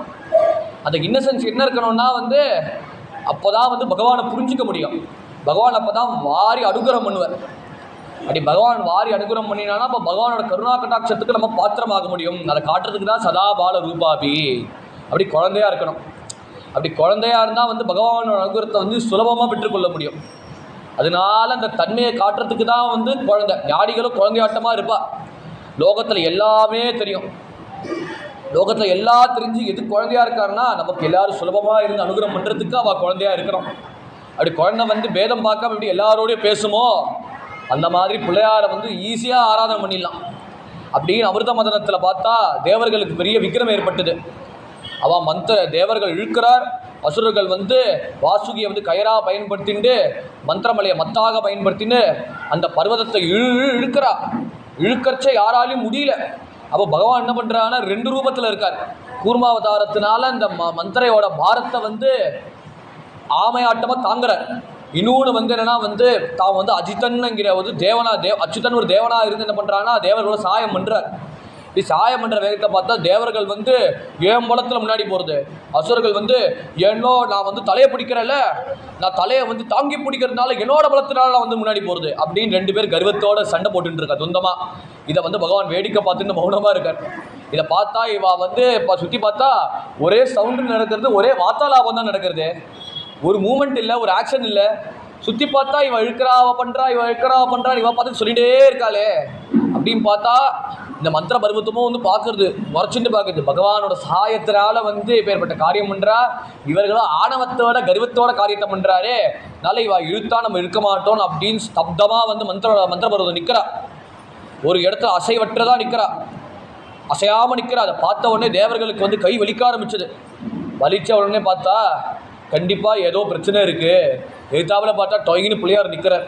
அப்படின்னு பிள்ளையாரை பார்த்த உடனே ஒருவேளை உன் பூஜையை விட்டு தான் வந்து இப்பேற்பட்ட காரியமா அப்படி உடனே விலோக்கிய விக்னேஸ்வரன் குஹேஸ்வரோ அப்படி பார்த்து பிள்ளையாரை சமாதானப்படுத்திட்டு கையில் வந்து குழக்கட்டையை கொடுத்துட்டு அப்புறம் வந்து அருகம்பில்லான 12 அர்ச்சனை பண்ணிட்டு வந்து பிள்ளையாரை திருப்திப்படுத்திட்டு வேலை காரியம் நடத்தினா அதோட பலனாக நல்லபடியாக வந்து பார்க்கடலை கடந்தார் அப்படின்னு வந்து சரித்திரம். அதே இந்திரன் என்ன பண்ணார்னா பிள்ளையார் ஆராதனை பண்ணினா இப்போ திருவலஞ்சூரியில் வந்து கும்பகோணத்தில் பிள்ளையார் சேவை சாதிக்கிறார். நுரையினால பார்க்கடல் நுரையால் பிள்ளையார் ஆராதனை பண்ணால வெள்ள விநாயகராக பிள்ளையார் சேவை சாதிக்கிறார். அப்படின்னு வந்து அமிர்த மதத்துக்கு காரியமே வந்து நல்லபடியாக நடந்த காரியம் என்ன பிள்ளையார் பூஜைனால தான். பெருமாள் பண்ணியிருக்கார், இல்லை இந்திரன் பண்ணியிருக்கார். அப்படின்னு 2 பேர் பண்ணதுனால அது அமிர்த மதம் சஃலமாக ஆயிடுச்சு. அப்புறம் பரமேஸ்வரன் வந்து 30 எரி செய்த அச்சிவன் முறைரதம் அச்சது பொதி செய்த அதிதீரா அருணகிரியா சொன்ன மாதிரி ஒரு சிரிப்பு மாத்திரத்திலே வந்து 30 எரிச்சிட்டார். எதனாலனா பிள்ளையாரோட சாயத்தினாலாம். பரமேஸ்வரன் வந்து வீரமாட்டமாக வந்து வீரத்தோட கிளம்புற வேகத்தில் பிள்ளையார் பார்த்தா என்கிட்டே வந்து விடை பெற்றுக்கொள்ள பர்மிஷன் சொல்லாமல் ஏற்பாட்டு கிளம்பலாமா அப்படின்னு பார்த்த வேகத்தில் தேரோட அச்சை உடைச்ச வேகத்தில் பிள்ளையார் வந்து கவனித்தார். போகிற வேகம் ஏதோ விக்னமாக இருக்கே, ஒருவேளை பிள்ளையார் பூஜை பண்ணலையோ அப்படின்னு பார்த்தார். அப்படி பிள்ளையாரை சமாதானப்படுத்தி பிள்ளையாரை பூஜை பண்ண உடனேயே இன்றைக்கும் அச்சர் பாகம்னு இருக்குது. எங்கே அச்சு உரைச்சாரோ அந்த அச்சு ஒருத்த பிள்ளையார் இருக்கார். அந்த பிள்ளையாரோட அச்சை உடைச்சதுனால வந்து அச்சர் பாக்கம்னு இடம் வந்தது. அந்த பிள்ளையாரை உடைத்தார். பிள்ளையார் தேரை உடைத்த உடனே பிள்ளையாரை சமாதானப்படுத்தி பிள்ளையார் பூஜை பண்ணினார். பண்ண வேகத்தில் சிரிப்புனாலே வந்து 30 எரிச்சார். அப்படின்னு வந்து எல்லா காரியத்தையும் சபலம் பண்ணுறார். அதான் விக்னாத்ரி ஹந்திரி அப்படின்னு பிள்ளையாரோட பேர். மகாதந்தி வத்ராபி பஞ்சாசியமான்யா அப்படின்னு சகல தேவர்கள் வந்து இப்பேற்பட்ட பெரிய வயிறு, வயிறும் பெரும்பார கூடும் ஔவையார் சொன்ன மாதிரி பெரிய வயிறு அப்படின்னு பெரிய தந்தம் பிள்ளையாருக்கு. அந்த பெரிய தந்தத்தினால் என்ன பண்ணுறான்னா மகாதந்தி வத்ராபி பஞ்சாசியமான்யா அப்படின்னு வந்து பரமேஸ்வரன் வந்து எப்போதுமே ஆராதனை படுத்துறவங்க பிள்ளையாராக இருக்கார். விதீந்திராதி வித்யா கணேசாபிதானே அப்படி இந்திராதி சகல தேவர்கள், இந்திரன் பிரம்மாதி சகல தேவர்கள் எல்லாரும் விதிவத்த ஆராதனை பண்ணுறாரே. அப்பேற்பட்ட விதத்தாம்சியம் காபி கல்யாண பூர்த்தியும் அவரை ஆராதிச்சா, அவரை பிரார்த்தனை பண்ணினா நம்ம சகல மங்களம் உண்டாகட்டும் அப்படின்னு முதல் ஸ்லோகத்தை வந்து பிள்ளையாரை பற்றி ஆச்சாரியால் வந்து பிள்ளையாரை மங்களாதாசனம் பண்ணி மேற்கொண்டு கிரந்தத்தை பிரவேசம் பண்ணுறார். அப்படி ஸ்லோகம் பிரவேசம் பண்ணுறச்சே ஆச்சாரியோட பாவம் எங்கே தெரியுது. ஆச்சாரியில் இத்தனை சாஸ்திரம் தெரிஞ்சவர், சகல சாஸ்திர பாரங்கத்தர் அப்படின்னு நம்ம சொல்கிறோம். ஆனால் வந்து ஆச்சாரியால் எல்லா சாஸ்திரம் தெரிஞ்சவனுக்கு பொதுவாக என்ன இருக்கும்னா கர்வம் இருக்கும். என்னமா இலவத்தில் உண்டா, எனக்கு கிரிட்டிசைஸ் பண்ணுறதுக்கு நீ யாரான்னு அப்படின்னு போக வர எல்லாரையும் வந்து தர்க்க புத்தியை காட்டி அவள் எல்லாரும் வாதம் பண்ணுவார். ஆனால் ஆச்சாரியாலோட ஹிருதயம் எங்கே தெரியுதுன்னா 2வது ஸ்லோகத்திலே தெரியுது. ஏன்னா அதில் வினயம் இருக்குது அவருக்கு. ராமபிரான் வந்து எதனால லோகத்துக்கு எல்லாரும் மடக்கிறார்? பவந்தே வரதோ பண்ணி வினயக்யோ வினீதவத்தே, தன்னோட வினயத்தினாலே லோகத்தை எல்லாரையும் வரவணைச்சார் அப்படின்னு ஆச்சாரியர்கள் 2வது ஸ்லோகத்தில் நம்மளை எல்லாரையும் வரவழைக்கிறதுக்கு காரணம் என்னென்னா, நம்ம எல்லாரும் ஒரு ஸ்லோகத்தை படிக்கிறதுக்கு காரணம் என்னென்னா அவரோட வினயம். நச்சானாமி சப்தம் நச்சானாமி சார்த்தம் நச்சானாமி பத்யம் நச்சானாமி கத்யம் சிதேகா சிதாஸ்யா வித்யோத்ததேவே முகானி சரந்தி கிரஸ்டாபி சித்திரம் அப்படின்னு 2வது ஸ்லோகத்தில் நச்சானாமி சப்தம் நச்சானாமி சார்த்தம். அதில் வந்து ஆச்சாரியால் வந்து முதல் 2 வரியில் வந்து தன்னோட வினயத்தை காட்டுற. எனக்கு சப்தம் தெரியாதுப்பா, நஜானாமி சார்த்தம் அந்த சப்தத்தோட பொருளர்த்தம் எனக்கு தெரியாது, நஜானாமி பத்யம் நஜானாமி கத்யம் அதை வந்து எப்படி வந்து ப்ரோஸாக சொல்லணும், அது ஒரு சப்தம் இருக்குது, வார்த்தை இருக்குது, அந்த வார்த்தையை எப்படி சென்டென்ஸாக சொல்லணும், அதை எப்படி சென்டென்ஸாக சொல்லி ஒரு நல்ல சீக்வன்ஷலாக இருந்து எப்படி ஜனங்களை எல்லாரும் வர வைக்கணும், ஜனங்களுக்கு ரஞ்சகமாக இருக்கணும், அது எப்படி சொல்லணும்னு எனக்கு தெரியாது. நஜானாமி பத்யம் நஜானாமி கத்யம் அதை எப்படி போயம் எழுதணும்னு எனக்கு தெரியாது, இப்படின்னு கவிதை எனக்கு தெரியாது. இப்படி கவிதை எதனால் தெரியாதுன்னா அந்த படிப்பு வந்து திருவள்ளுவர் சொல்கிற கட்டனால் ஆய பயனன்கொள் வாளறிவன் நற்றால் துறால் என்னன்ற. நீ படி, நிறைய படி. இந்த நிறைய படிப்போட பிரயோஜனம் என்னென்னா வந்து நமக்கு அடிப்படையாக பகவத் பக்தி பண்ணணும் தான். பகவான் யார், அந்த யாரோட அனுகிரகத்தில் வந்து இத்தனை படிப்பு வந்து ஃப்ரூட்ஃபுல்லாக இருக்குது, இத்தனை படிப்பு சஃபலமாக இருக்குது, இத்தனை படிப்பு நமக்கு புரிஞ்சுக்கிற சக்தி கொடுத்துருக்கு அப்படின்னு அந்த அறிவு நம்ம வந்து பகவான் நோக்கி போகணுமே தவிர, நான் படிச்சுட்டேன், படித்ததுனால தான் எல்லாரும் மதிக்கிறா, எனக்கு ரெகக்னிஷன் கிடைக்கிறது, எனக்கு இது கிடைக்கிறது அது கிடைக்கிறதுன்னு அப்படின்னு வந்து விஸ்வரூப 5 தலை பாம்பாட்டமாக தலையாட்டினோன்னு வை, பகவான் ஓங்கி நறுக்குன்னு ஒரு குட்டு விடுவார். அதுதான் வந்து கற்றனால் ஆய பயனன்பொல் வாளறிவன் நற்றால் துறால். இந்த படித்த உடனே கடவுள் இல்லைன்னு சொல்கிறவனுக்கு என்னென்னா அவன் படித்த படிப்பு வேஸ்ட்டு வியர்த்தம் அப்படின்னு திருவள்ளுவர் சொன்ன மாதிரி நஜானாமி பத்தியம் நஜானாமி கத்தியம் அப்படின்னு ஆச்சாரியர் நமக்கு எதை காட்டுறாருன்னா, நான் படித்தமே இத்தனை சூத்திரங்களாம் பண்ணோமே, இத்தனை சூத்திரம் என்னமோ என் மனசில் கல்பனை வந்து தான் சொல்கிறேன், எனக்கு அதெல்லாம் ஒன்றும் தெரியாது அப்படின்னு எதனால் காட்டுறான்னா முருகரோட பக்தி, அந்த முருகரோட கிரேஸ் என்ன, அந்த ஷியர் கிரேஸை வந்து இந்த ஸ்லோகத்தில் காட்டுறான். சிதேகா சதாச்சா வித்யோத்ததேமே, இதெல்லாம் வந்து இல்லைன்னு இப்போ சொல்கிறேனே, இதெல்லாம் வந்து எப்போ கை கூடும்னா சிரேகா சதாஸ்யா ஹிருத்யோத்ததேமே, ஹிருதயத்தில் 6 முகம் 6 முகமான முருகப்பெருமான் சோபிக்கிறார், ஷண்முகர் சோபிக்கிறார். அப்படி ஷண்முகர் சோபிச்சா ஹிருத்யோத்ததேமே, அது ஹிருதயத்தில் வந்து எது வருமோ தானா வரும் அப்படின்னு வால்மீகி மகர்ஷியோ வந்து அப்படி இருந்திருக்கார். இப்போ ராமாயணம் எல்லாரும் படிக்கிறதுக்கு காரணம் என்னென்னா, இன்னி வரைக்கும் ராமாயணமாக நடக்கிறது, இன்றைக்கும் ராமகுணங்கள் பேச, இன்றைக்கி ராமாயணம் சொல்கிற நிறைய பேர் இருக்கா. நிறைய பேர் ஏன் ராமர் ஏன் வந்து ஒரே பேச்சுலாம், இன்றைக்கி ராம்லல்லா ஏன் எல்லாரும் ஆக்கர்ஷணம்னா அந்த வால்மீகியோட பக்தி, அந்த வால்மீகியோட ராமாயணம் என்னென்னா வந்து அவரோட வினயம். அப்படி பிரம்மாட்ட சொல்கிறச்சே எனக்கு ஒன்றும் தெரியாதுப்பா அப்படின்னு சொன்ன உடனே பிரம்மாவோட கடாட்சத்தில் வச்சந்தா தேரதேதேவம் பிரவருத்தேயம் சரஸ்வதி ராபசரிதம் கிஞ்சித்து விசித்திர பலம் ஆத்மவான் அப்படின்னு அனுகிரகம் பண்ணுற உன் வாக்கில் வந்து சரஸ்வதி தாண்டவம் ஆடுவார். எப்போ தாண்டவம் ஆடுவார்னா உன் வாக்கில் வந்து ராமசரிதம் கிச்சிட்டு அந்த சரஸ்வதி வந்து உன் வாக்கில் வந்து இந்த தேவாக் அருத்தாக்காரியே காட்சிதத்திர பவிஷ்யத்தை குரு ராமகதா புண்ணியா ஸ்லோகபத்தா மனோரமா, உன் வாக்கில் ஒன்றும் பொய் வராது. ஏன்னா உன் வாக்கில் எப்போ சரஸ்வதி தாண்டமாடுறமோ உனக்கு அறியாத ஸ்லோகங்கள், உனக்கு அறியாத வேர்ட்ஸு, உனக்கு அறியாத சமாசம், உனக்கு அறியாத கிராமட்டிக்கல் ரூல்ஸு அது தானாக உன் வாக்கில் ஆடும். எப்போ வாக்கு ஆடிட்டோ அது வந்து அதோட அஸ்தித்வம், அதோட இருப்பிடம் சொல்லவே முடியாது. அது இருப்பிடம் எது வரைக்கும் இருக்கும்னா எத்தனை வருஷமானா வந்து பர்வத்தங்கள் வந்து மலைகள் அறியாமல் இருக்குமோ, அறிவற்ற நிலையில் இருக்கோ, எத்தனை நாளாக வந்து சமுத்திரம் வந்து வற்றி போகாமல் இருக்கோ, எத்தனை நாளாக விருட்சங்கள் எல்லாம் விழுத்தடித்து கீழே விழுகாமல் இருக்கோ, எத்தனை நாள் வந்து காற்று சம்பிச்சிருக்கோ, அதுபோல் நீ எழுதுகிற ராமாயணம், நீ எழுதுகிற ராமச்சரித்திரம் தாவத் ராமாயண கதா லோகேஷு பிரதரிச்சதி அப்படின்னு லோகத்து முறுக்க வந்து பிரசித்திப்பட்டதாக ஆகும் அப்படின்னு வால்மீகி மகரிஷி பிரம்மா அனுகிரகம் பண்ண மாதிரி, அதே மாதிரி இங்கே வந்து ஆச்சாரியால் காட்டுற சிதேகா சதாச்சா வித்யோத்ததேமே இப்படின்னு வால்மீகிட்டும் பிரம்மா சொன்ன ஆச்சார கிரந்தத்தில் சொல்கிறார் நமக்கு. ஏன்னா நம்ம எல்லாருக்கும் பணிவு வரணும், அதை காட்டுறதுக்கு தான் 2வது ஸ்லோகத்தில் சிதேகா சதாச்சா வித்யோத்ததேமே. அதில் முருகப்பெருமான் ஹிருதயத்தை சோபிக்கிறதுனால முகா நிச்சரந்தே கிரஸ்டாபி சித்திரம், அவர் எப்போ சோபிக்கிறாரோ என் வாக்கில் வந்து அப்போ தான் அளவற்ற அவரோட கிருபையினால் இப்போ ஸ்லோகம் வந்து என் வாக்கில் வருது. அதோட பிரபாவத்தில் தான் அடியேன் வந்து இப்போ சுப்பிரமணிய புஜங்கம்னு இப்போ சொல்கிறோமே அது சொல்கிறோம் அப்படின்னு சொல்லி தான் 3வது வந்து முருகரோட தத்துவத்தை சொல்கிறார். மயூராதி ரூடம் மகாவாக்கிய கூடம் மனோஹாரி தேகம் ஹச்சித்தகேகம் மகீதேவதேவம் மகாவேத பாவம் மகாதேவ பாலம் பஜேலோக பாலம் அப்படி மயூராதி ரூடம் அப்படி மகிழ் வாகனா வந்து முருகப்பெருமான் இருக்கார். அந்த மகிழ் என்னதுன்னா வேதஸ்வரூபம். அப்படி நம்ம எல்லா சுவாமியோட வாகனத்தை பார்க்குறோம். பரமேஸ்வரன் பார்த்தா நந்திகேஸ்வரனோட மேலே உட்காந்துருக்கார். அப்படி வெள்ளை விடையுமே தோடுடைய செவியின் விடை ஏறி அப்படின்னு ஞானசம்பந்தர் சொன்ன மாதிரி அப்படின்னு நந்தி வாகனத்தில் பெரிய ரிஷபத்து மேலே வந்து பரமேஸ்வரன் தான் அமர்ந்திருக்கார். ஸ்ரீமன் நாராயணரை பார்த்தா சண்டோமயேன கருடேன சமுக்கியமானா பாகவதர் சொன்ன மாதிரி வேதஸ்வரூபியான கருட பகவான் மேலே பகவான் அமர்ந்துட்டு இருக்கார், கருட சேவையில் இருக்கார் அப்படின்னு பார்க்குறோம்.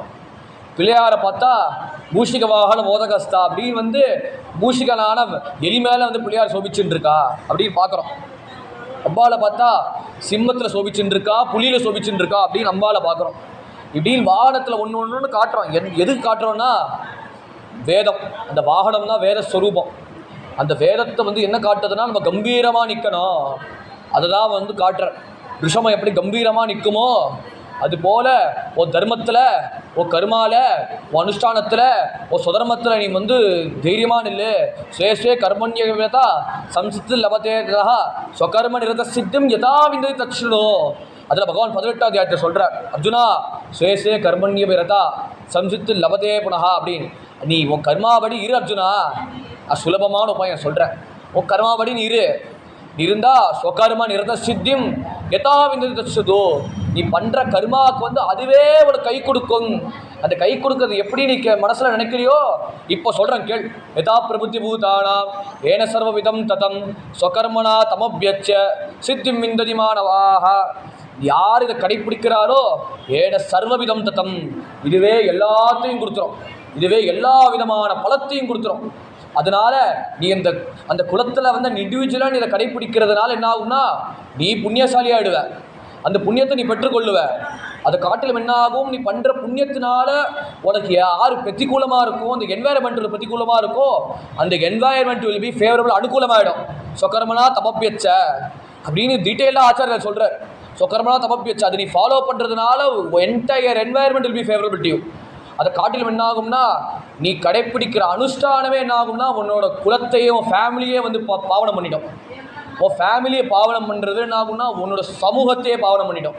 ஒரு சமூகத்தை பாவனம் பண்ணினா அதுவே இந்த லோகத்தை பாவனம் பண்ணிடும். அந்த லோகத்தை பாவனம் பண்ணினா அதுவே இந்த வேர்ல்டு என்வாயர்மெண்ட்டே பாவனம் பண்ணிடும்.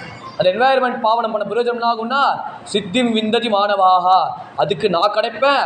நான் கிடைச்ச மாத்திரத்தில் ஆகும்னா வந்து அதை விட அளவற்ற ஆனந்தம் உனக்கு கிடைக்கும் அப்படின்னு பகவான் கீதையில் முடிச்சா மாதிரி அப்படியும் தர்மத்துப்படி நீ இரு. அதை காட்டுறதுக்கு தான் வந்து இத்தனை வாகனமும் நம்ம காட்டுற. அப்படின்னு மயூராதி ரூடம். இப்படி மகிழ்வாகனா சுவாமி எதுக்கு சோபிக்கிறாருன்னா வேதத்துப்படி இரு, வேதத்தில் சொல்லப்பட்ட தர்மத்துப்படி இரு, அதை காட்டுறதுக்கு தான் மயூராதி ரூடம். அந்த மயில் காலு கீழே வந்து பாம்பு இருக்குது, வாயில் பாம்பு இருக்குது, 2 காலுக்கு அடியில் வந்து பாம்பு அப்படி இறக்க பிடிக்கிறது. அந்த பாம்பு என்னென்னா தமோகுணம். அந்த பாம்பு வந்து எப்படி வந்து உடம்ப உரசிண்டே போகுமோ எப்பொழுதுமே மனுஷன் தூங்கிட்டு இருப்பான்.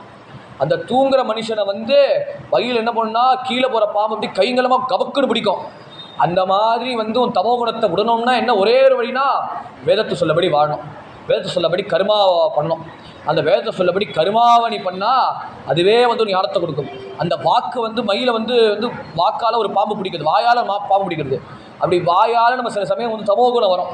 என்னென்னா யாராவது தான் நல்லது பேசினா பார்த்துக்கலாம், ப்ரோகாஸ்டினேட் பண்ணுவோம் அப்படின்னு வாயினால் தமோகுணத்துக்கு எப்படி நீ விடுவழிக்கணும்னா முருகரோட நாமத்தை சொல்லணும். அந்த முருகரோட நாமத்தை சொல்லணும்னா வாக்குலேருந்து கெட்டியாக அந்த மயில் வந்து பாம்பை பிடிக்கிறாரே அதுலேருந்து வந்து முருகர் நாமத்தை சொன்னால் நமக்கு வாக்குலேருந்து வர தமோகுணமும் விட்டு போயிடும். இப்படின்னு சைரியத்தினால் வர தமோகுணமும் வாக்குனால் வர தமோகுணத்தை விடுவிக்கணும்னா வேதத்துபடி நீ அனுசரிக்கணும். வேதத்தில் வந்து சாரமான சொல்ல பகவன் நாமாவை சொன்னால் அதுவே வந்து ஒரு முருகரோட சாரத்தை காட்டும், அதுவே முருகரோட இருப்பிடமாக நீ ஆயிடுவ. அப்படி மயூராதி ரூடம் மகா வாக்கிய கூடம். வாக்கிய கூடம்னா பகவானை வந்து அவரை புரிஞ்சிக்கிறதுக்கு வந்து அது குஹ்யமான ஒரு விஷயம் வேணும். அதாவது ராஜவித்யா ராஜகுஹ்யம் பவித்திர விதகுத்தமம் பகவான் கீதையில் சொன்ன மாதிரி அர்ஜுனா நான் உனக்கு வந்து ரகசியமான விஷயம் சொல்கிறேன். அந்த ரகசியமான விஷயம் என்னென்னா வந்து பகவானை வந்து இப்படி சுலபமாக அடையிறது அப்படின்னு மகா வாக்கிய கூடம் வந்த எல்லா வேதங்களுக்கும் எல்லாத்துக்குமே விட ரொம்ப கடினமானது. நம்மளை மாதிரி மூடர்களுக்கு சுலபமானது அவர். அதான் மகா வாக்கிய கூடம். மனோஹாரி தேவம் மஹச்சித்த கேகம் அப்படின்னு மனோஹாரி தேவம் அப்பேற்பட்ட அப்படி வேதத்துக்கு பொருளாக அவர் இருக்கார். வேதத்துக்கு பொருளாக இருந்தவுடனே அவரோட ரூபம் பார்த்தா திரிபுவனத்துக்கே லயிக்கும்படியாக இருக்கு. அப்புறம் மகச்சித்த கேகம் அப்படின்னு நமக்கு சித்தத்துக்கு ஸ்தானமாகவும் இருக்கா. அப்படின்னு மகான்களோட சித்தத்துக்கு நித்தியமாக வாசம் பண்ணிட்டு இருக்கார். அப்படி சித்த வாசம் பண்ணுச்சு மகீதேவதேவம் மகாவேதபாவம் அப்படின்னு மகீதேவதேவ எல்லா தேவர்களுக்கும் படத்தளபதியாக இருக்கார். அப்புறம் வேதபாவம் அப்படி வேதத்துக்கு ஆராத்திய மூர்த்தியாக இருக்கார். வேதத்துக்கு பொருளார்த்தமாக இருக்கார். அத்தகையான பொருளார்த்தமாக இருந்து என்ன பண்ணாருன்னா தேவபாலம் பஜய லோகபாலம் அத்தகையான மகாதேவருக்கு பரமேஸ்வரன் புத்திரனாக இருந்தார். அப்படி பரமேஸ்வரன் புத்திரனாக என்ன பண்ணாருன்னா அப்படின்னு மகா வாக்கிய கூடமான ஓம்காரத்தை உபதேசம் பண்ணினார். அப்படி ஓம்காரத்தை உபதேசம் பண்ண உடனே விதோ கிருப்த தண்டான் சொல்லியா திருத்தாண்டான் அப்படின்னு ஆச்சாரியர் பின்னாடி சொல்கிறார். விதோ கிருப்த தண்டான் அப்படின்னு இவரே பிரம்மாவை தண்டிக்கிறார். அப்படின்னு பிரம்மாவோ பரமேஸ்வரன் தரிசனம் பண்ணணும்னு வர வேகத்தில் முருகப்பெருமானை பார்த்தார். முருகப்பெருமானை பார்த்து முருகப்பெருமான் நடுவில் பிரம்மாவை கேட்டார், சுவாமி நீ எதை வச்சு பிரம்மாமாமா நீ இதை வச்சு உபதேசம் பண்ணுற, எதை வச்சு நீ சிருஷ்டி பண்ணுற அப்படின்னு கேட்டார். கேட்ட உடனே ஆர்வ கோளாறாக இருக்காரு. நம்ம பார்க்குற பரமேஸ்வரோட புத்திரனாச்சே எடுத்து பேச வேண்டாமே நினச்சிட்டு இவருக்காக இறங்கி பதில் சொல்லணும்னு வந்தார். சொல்கிறார். ஆனால் என்னென்னா அவரோட மேனரிசம் சரியில்லை, ரூடாக இருக்கார். ஆனால் கொஞ்சம் ரூடாக பார்த்து நான் ஓமை வச்சு தான்ப்பா வாழ்க்கையை நடத்துகிறேன், ஓம் வச்சு தான் இந்த பிரபஞ்சத்தை நடத்துகிறேன். ஓம் எங்கே இருக்குது? வேதத்துக்கு பொருளாக இருக்குது. அப்படி வேதத்துக்கு பொருளான ஓமோட அர்த்தம் என்ன அப்படின்னு கேட்கச்சே அகாரம் உகாரம் மகாரம் இது மூணுமே சேர்ந்தா ஓம்னு மந்திரம். அந்த அகாரம்னா என்னன்னா படைப்பு, உகாரம்னா காக்கும் தொழில், மகாரம்னா சம்ஹாரம். இப்படி மூணுமே இருந்தால் ஓம் இப்படின்னு சொன்ன உடனே சுவாமி சொன்னேன் இது கொஞ்சம் விளக்கமாக சொல்லுங்க போரலி என்ன பதில் அப்படி கேட்ட உடனே பிரம்மாவுக்கு வந்ததே கோபம். என்னடா என்னை வச்சு நீ ஆட்டுறியா அப்படின்னு நினச்ச உடனே அவர் சொல்கிறார், இதை வச்சு தான் நீங்கள் வேதம் நடத்துறதை வச்சு தான் பிரபஞ்சத்தை நீ நடத்துகிறே நீங்கள் சொல்கிறீங்களே சுவாமி, கொஞ்சம் சொல்கிறீங்களா அப்படின்னு கேட்டால் பிரம்மாவுக்கு வந்ததே கோபம். இந்த பிரம்மாவோட கோபத்தை பார்த்தோன்னே முருகப்பெருமான் கோபம் வந்த உடனேயே தன்னோட காவலாளர் வீரபாகு அமிச்சு பிரம்மா போய் பந்திப்படுத்து அப்படின்னு சொன்ன உடனே பிரம்மா பந்திப்படுத்திட்டார். இந்த விஷயம் முழுக்க கைலாசத்தை முழுக்க பரவிடுச்சு. எல்லா தேவர்களும் நோக்கி பரமேஸ்வரன் நோக்கி காலை முந்துட்டு பிரம்மா இல்லைன்னா லோக சிருஷ்டி நடக்காதே, எல்லாம் ஸ்தம்பிச்சு போயிடுமே அப்படின்னு கதறின உடனே பரமேஸ்வரன் பார்த்த முருகரை கண்ணா பின்னார் கண்டிச்சதை உடனே எதனால் தான் நீ பிரம்மா போய் பந்திப்படுத்தினேன்னு அப்படின்னு கேட்டால் பிரம்மா நான் கேட்ட கேள்விக்கு பதில் சொல்லலை, ஓமோட பொருள் என்னன்னு கேட்டால் பதில் சொல்லலை, நீ பார்த்தா உனக்கு இந்த பதில் தெரியுமா அப்படி சொன்ன உடனே முருகர் சொல்கிறார், எனக்கு பதில் தெரியும், அது பதில் தெரிஞ்சுதான்ப்பா நான் அவர்கிட்ட கேள்வி கேட்டேன், எனக்கு அதுலேருந்து வாஸ்தவமான பதில் வேணும்னு அதை எதிர்பார்த்து தான் பிரம்மா கேள்வி கேட்டேன். அப்படி கேட்ட உடனே நீ வேணால் சொல்லு பார்ப்போம் அப்படின்னு கேட்ட உடனே இந்த பாவத்தில் சொன்னால் என்னால் சொல்ல முடியாது, நீ என்ன பண்ணணும்னா பரிப்பிரஷ்டேன சேவையா அப்படி நீ கீழே இறங்கணும். நீ ஒரு சமயம் கீழே இறங்கின உடனே எனக்கு வினயமாக நீ கேட்டால் அப்போது அந்த சமயத்தில் உபதேசம் பண்ணினாதான் அது பலன் உண்டு, இப்படி சம்பாஷணையில் பேசினா வராதுன்னு அப்படின்னு சொன்ன உடனே பரமேஸ்வரன் தாம் லோகத்துக்கு ஈஸ்வரன்னு பார்க்காமையே அந்த முருகப்பெருமான் ஸ்தானத்துக்கு கீழே இறங்கிட்டு வலது காதில் முருகப்பெருமான்கிட்ட பிரணவோபதேசத்தை பெற்றுக்கொண்டார் அப்படின்னு சுவாமிமலை க்ஷேத்திரம். அப்படின்னு மகாவேத பாவம் மகாதேவபாலம் அப்படின்னு பரமேஸ்வரனுக்கு புத்திரனாக இருக்கார். அவர் மகா வாக்கிய கூடம் அப்படின்னு எல்லாத்துக்கும் ரகசியமான ஓமையும் ஓம்காரத்தை உபதேசம் பண்ணினார் அப்படின்னு முருகரோட தத்துவம். அப்படி முருக தத்துவத்தை சொல்கிறார். அப்படி முருக தத்துவத்தோட பெருமை என்னன்னா எதாப்தே தரங்கா நயம்லாதி துங்காக ததேவா பதே சந்நிதோ சேவதாமே இது ஓமி பங்கம் நினாம் தர்ஷயந்தம் சதாபாவையே சரோஜே கோந்தம். இப்படி ஞானத்துக்கு அப்பாற்பட்டவராக நீ இருக்க. இப்படி முன்னாடி 3 ஸ்லோகத்தில் முழுக்க பார்த்தா முருகர் பற்றி அப்படி பக்தியோடு கொண்டாடினோம். ஒரு பக்கம் ஸ்வரூபத்தையும் சொன்னோம். ஒரு பக்கம் ஸ்வரூபத்தை சொன்னோன்னா அப்பேற்பட்ட மயில் வேலை நீ சேவை சாதிக்கிறதுக்கு தான் வேதத்துக்கு பொருளாக நீ இருக்க. அப்படி வேதத்தினால தான் அவனை அடைய முடியும்னு மார்க்கத்தை காட்டுறதுக்காக நீ இப்படி இருக்க. இப்படி முன்னாடி முருகரோட தத்துவத்தை சொல்லிகிட்டே வந்தேன். அப்புறம் கையில் முருகர் சக்திங்கிற வேலை பெற்றுக்கொண்டார். அந்த வேலை பற்றி கொள்கிற பிரயோஜனம் என்னன்னா நம்ம ஆணவத்தை நீக்கிறதுக்கு தான். இப்போ தட்சிணாமூர்த்தியை சொல்கிறச்சு ஆணவம் கர்மம் மாலையை நீக்கினா ஜீவன் பரமாத்மாவை அடைய முடியும்னு சொன்ன மாதிரி இந்த 3 பேர் யாருன்னா 3 அசுரர்கள். ஆணவத்துக்கு தளபதியான சூரபத்மன், கர்மம் யாருன்னா தாரகாசுரன், மாயை யாருன்னா சிம்மமுக்கன். இப்படி சிம்மமுக்கன் மாயை சொரூபத்தினால தான் ரூபத்தை மாறி முருகனோட சண்டை போட்டார், அதனால் மாயைன்னு சொல்கிறோம். அப்புறம் 4ஆவதான கிரௌஞ்சன். அந்த கிரௌஞ்ச பர்வதத்தை வந்து முருகர் வந்து இப்படியே கைலாசத்தை நோக்கி சஞ்சாரம் பண்ணுறச்சே அந்த கிரௌஞ்ச பர்வதம் வந்து இவருக்கு விருத்தமாக இருந்தது.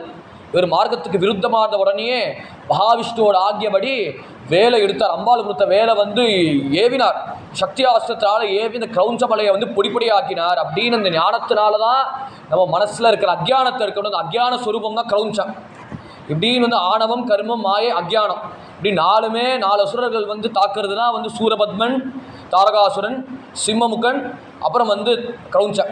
இப்படி 4 அசுரர்கள் நம்மளை மனசுலேருந்து விடுவிக்கணும்னா அதுக்கு முருகப்பெருமான் ஆசிரியக்கணும். அதை காட்டுறதுக்கு தான் அந்த வேலோட முருகர் சோபிக்கிறார்.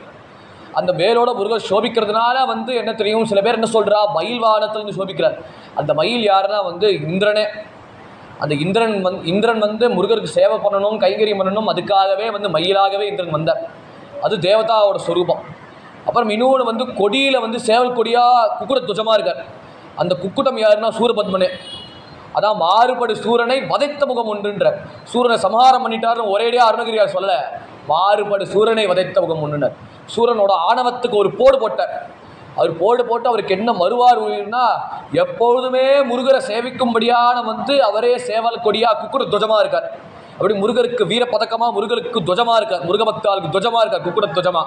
சேவல் கொடி அரசே அப்படின்னு வந்து அருணகிரியார் வந்து சேவல் வணக்கம் பண்ணுறாரோ அந்த மாதிரி குக்குட துவஜமாக வந்து மாறுபடு சூரரை வதைத்த உதவும் உண்டு அப்படின்னு குக்குட துவஜமாக சூரபத்மன் இருக்கார். இப்படின்னு எதுக்காக காட்டுறாருன்னா வந்து ஆணவத்தை வந்து முருகர் வந்து வேளால் அழிக்கிறார்.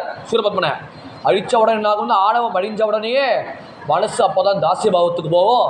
மனசு அப்போ தான் சூரபத்மன் சத்புத்தி உண்டாகி, நான் இத்தனை வருஷமாக தேவர்களை ஆட்டி படைத்தேன், தேவர்களை வந்து எல்லாரும் பெருக்கி தொடுக்கும்படியாக இத்தனை வேலையும் செய்ய வச்சேன், என்னோட தபஸோட சக்தினால, தபஸ் மேலே இருக்கிற கர்வத்தினால நான் இத்தனை தேவர்களை பாடுபடுத்த சித்திரவதைப்படுத்தினேன், அதனால முருகா சமாபனம் பண்ணு அப்படின்னு மன்னிப்பு கேட்ட உடனே முருகர் என்ன பண்ணார்னா, கவலைப்படாத, நீ வந்து எனக்கு வீர பதக்கமாக இருப்ப, எனக்கு முருக பக்தர்கள் எல்லாரும் அடைக்கலும் கொடுக்கும்போதே நீ குக்குட துவஜமாக இருப்ப, எப்போதுமே நீ வந்து கொடியில வந்து நீ எப்போதுமே வாசம் பண்ணுவ, எனக்கு சேவை பண்ணுவ அப்படின்னு ஒரு குக்குட துவஜமான சேவல் கொடியாக வந்து சோபிக்க முடியாது சூரபத்மனை வச்சிருக்கார்.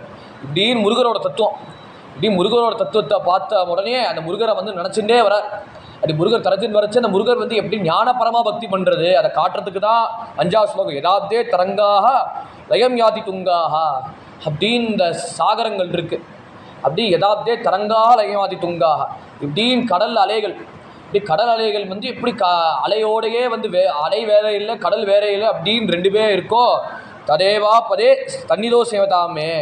அதனால நீ கோவிலில் பார்க்குறதும் ஒன்று தான், கோவிலில் இருக்கிறதும் ஒன்றா, ஹிருதயத்தில் இருக்கிறதும் ஒன்று தான் அப்படின்னு இருக்க. இதீவோமி பந்திம் நினாம் தர்ஷயந்தம்.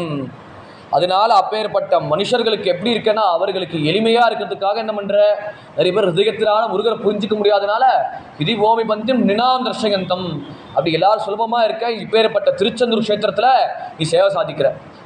அப்புறம் சதா பாவையே சரோஜே குவந்தம். அத்தகையான முருகா, நீ வந்து என்னோட ஹிருதயத்தில் எப்பொழுதுமே வாசம் பண்ணு. அந்த ஹிருதயம் வந்து என்னன்னா, கிரௌ மன்னிவாசே நராயேதி ரூடாக ததா பர்வத்தே ராஜதே தேதி ரூடாக இதீப புருவன் கந்த சைலாதிரூடாக சதேவோ புதேவே சதா ஷண்முகோஸ்து. அப்படி கிரௌ மன்னிவாசே நராயேதி ரூடாக அப்படி வந்து எல்லா பர்வதத்துக்கும் நீ வாசஸ்தானமாக இருக்க, எல்லா பர்வதத்துக்கும் நீ எப்போதுமே சேவை சாதிக்கிற. அப்படி பர்வதத்துக்கு எதுக்கு சேவை சாதிக்கிறேன்னா, ஸ்கை இஸ் த லிமிட் காட்டுறதுக்கு தான் கிரௌ மன்னிவாசே. அப்படின்னு நான் அடையணும்னா வந்து கஷ்டப்பட்டாதான் சிரமப்பட்டாதான் அடைய முடியும், அதை காட்டுறதுக்கு தான் எல்லா பர்வதத்திலையும் முருகர் எப்போதுமே குன்றில் இருக்கார். ததா பர்வதே ராஜதே தேதி ரூடாக. அதனால வந்து நீ வந்து எல்லா இடத்துலையும் இருக்க. ஒரு பக்தர்கள் என்ன நினைப்பாருன்னா, ததா பர்வதே ராஜதே தேதி ரூடாக. இப்பேற்பட்ட பெரிய பெரிய பர்வதத்தை வந்து தாண்டினோம். அந்த பெரிய பெரிய பர்வதம் என்னன்னா, இதீப புருவன் கந்த சைலாதி ரூடா சதேவோ முதேவே சதாசண்முகோஸ்து. கர்மயோகத்தை காட்டுற. அப்படின்னு இப்போ யாரால் எப்படி அடைய முடியும்னா, சதேவோ உதேவே சதாசண்முகோஸ்து. யார் முருகப்பெருமானை எல்லாம் சமர்ப்பணம் பண்ணுறாரோ, அப்படி சமர்ப்பணம் பண்ண பாவத்தில் இருந்தால் அவர்களால் எந்த மலையில் நீ இருந்தால் வந்து சேவிக்க முடியாதோ, கஷ்டம்னு எல்லாரும் சொல்கிறாரோ, அந்த கஷ்டமான காரியம் வந்து சுலபமாக போயிடும். அப்படின்னு முருகரோட பெருமை. அப்படி முருகர் பெருமை சொல்கிறச்சு, மகாம்போதி தீரே மகாபாப சோரே முனீந்திரானுகூலே சுகந்தாக்கிய சைலே குஹாயாம் வசந்தம் சுபாசாலசந்தம் ஜனாத்தியம் ஹரந்தம் ஸ்ரயாமோ குஹந்தம் மகாம்போதி தீரே மகாபாபச்சோரே. அப்பேற்பட்ட சிந்து நதி தீரத்தில் நீ இருக்க, திருச்செந்தூரில் நீ வாசம் பண்ணுற மகாபாபச்சோரே அப்படின்னு பரமேஸ்வரன் வந்து உத்தரத்தை சொன்னாமை. தஸ்கரா நாம் பத்தகே நமஹா. அப்புறம் ஹரிஹரத்தி பாப்பானி அப்படின்னு பெருமாளோட பேர். எதனால் ஹரிஹரன்னு பேருனா அதுக்கு பகவன் நாம ரசோதயத்தில் வந்து போதேந்திரால் சொல்கிறார். அதில் வந்து நிறைய பேருக்கு ஹரிஹர பேதம் வந்து லோகத்திலே பண்ணுற பெரிய பாபம் பெரிய நாமாபராதம் அப்படின்னு போதேந்திரால் வந்து அந்த கிரந்தத்தை சொல்கிறார். அந்த கிரந்தத்தோட தத்துவத்தில் வந்து ஹரிஹரனை பற்றி என்னன்னு அப்படின்னு டெஃபினிஷன் இவரே கொடுக்குறார். அந்த பொதுவாக வேதத்தில் வந்து ஒரே ஒரு பொருளை தான் சொல்லியிருக்கு.